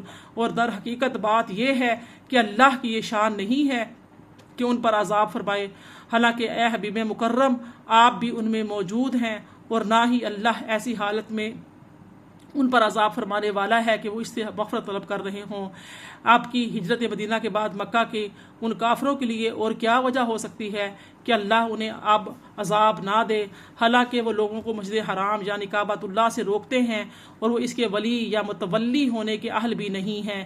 اس کے اولیاء یعنی دوست تو صرف پرہیزگار لوگ ہوتے ہیں، مگر ان میں سے اکثر اس حقیقت کو جانتے ہی نہیں، اور بیت اللہ یعنی خانہ کعبہ کے پاس ان کی نام نہاد نماز سیٹیاں اور تالیاں بجانے کے سوا کچھ بھی نہیں ہے۔ سو تم عذاب کا مزہ چکھو اس وجہ سے کہ تم کفر کرتے تھے۔ ان الذین کفروا ينفقون اموالهم لیصدوا عن سبیل اللہ فسينفقونها ثم تكون عليهم حسرة ثم يغلبون والذین كفروا الى جہنم يحشرون۔ آیت 36 ہے بے شک کافر لوگ اپنا مال و دولت اس لیے خرچ کرتے ہیں کہ اس کے اثر سے وہ لوگوں کو اللہ کے دین کی راہ سے روکیں، سو ابھی وہ اسے خرچ کرتے رہیں گے، پھر یہ خرچ کرنا ان کے حق میں پچھتاوا یعنی حسرت اور ندامت بن جائے گا، پھر وہ گرفت الہی کے ذریعے مغلوب کر دیے جائیں گے، اور جن لوگوں نے کفر اپنا لیا وہ دوزخ کی طرف ہانکے جائیں گے۔ اور تاکہ اللہ تعالیٰ ناپاک کرداروں کو پاکیزہ کرداروں سے جدا کر دے اور ناپاک یعنی نجاست بھرے کرداروں کو ہی ایک دوسرے کے اوپر باری باری غالب کرتا رہے، پھر آخر میں سب کو اکٹھا ڈھیر بنا دے گا، پھر اس ڈھیر کو دوزخ میں ڈال دے گا، یہی لوگ خسارہ اٹھانے والے ہیں۔ یہاں پہ سورہ انفال کے 4 رکوع مکمل ہو رہے ہیں۔ آیت نمبر 38 دیکھیے قل للذین کفروا اذ ينتهوا یغفر لهم ما قد سلف وان يعودوا فقد مضت سنت الاولین۔ آپ کفر کرنے والوں سے فرما دیں اگر وہ اپنے کافرانہ افعال سے باز آ جائیں تو ان کے وہ گناہ بخش دیے جائیں گے جو پہلے گزر چکے ہیں، اور اگر وہ پھر وہی کچھ کریں گے تو یقیناً اغلوں کے عذاب در عذاب کا طریقہ گزر چکا ہے، ان کے ساتھ بھی وہی کچھ ہوگا۔ اور اے اہل حق تم ان ظلم و طاغوت کے سرگنوں کے ساتھ قیام امن کے لیے جنگ کرتے رہو یہاں تک کہ کوئی فتنہ باقی نہ رہ جائے اور سب دین یعنی نظام بندگی و زندگی اللہ ہی کا ہو جائے، پھر اگر وہ باز آ جائیں تو بے شک اللہ اس عمل کو جو وہ انجام دے رہے ہیں خوب دیکھ رہا ہے، اور اگر انہوں نے اطاعت حق سے روگردانی کی تو جان لو کہ بے شک اللہ ہی تمہارا مولا یعنی حمایتی ہے، وہی بہتر حمایتی اور بہتر مددگار ہے۔ سبحان اللہ، بے شک ایسا ہی ہے، اللہ سے بڑھ کر کون حمایتی اور مددگار ہو سکتا ہے۔ وما علیہ الا البلاغ المبین۔ ہمارا آج ماشاءاللہ 9واں پارہ مکمل ہوا، اللہ پاک کی دی ہوئی توفیقات سے، اس کی عطا سے بشرط زندگی 10واں پارہ انشاءاللہ ہم کل شروع کریں گے۔ اللہ پاک سے دعا ہے کہ اللہ پاک ہمیں اپنی نافرمانی سے محفوظ فرمائے، ہمیں ہمارے آنے والی نسلوں کے دجالی فتنوں سے محفوظ فرمائے، بری صحبتوں سے محفوظ فرمائے، اور جو آیات بینات پر ہم نے غور و فکر کیا ہے اللہ پاک اس پر عمل کرنا ہمارے لیے آسان فرما دے اور اس پر استقامت نصیب فرمائے، آمین یا رب العالمین۔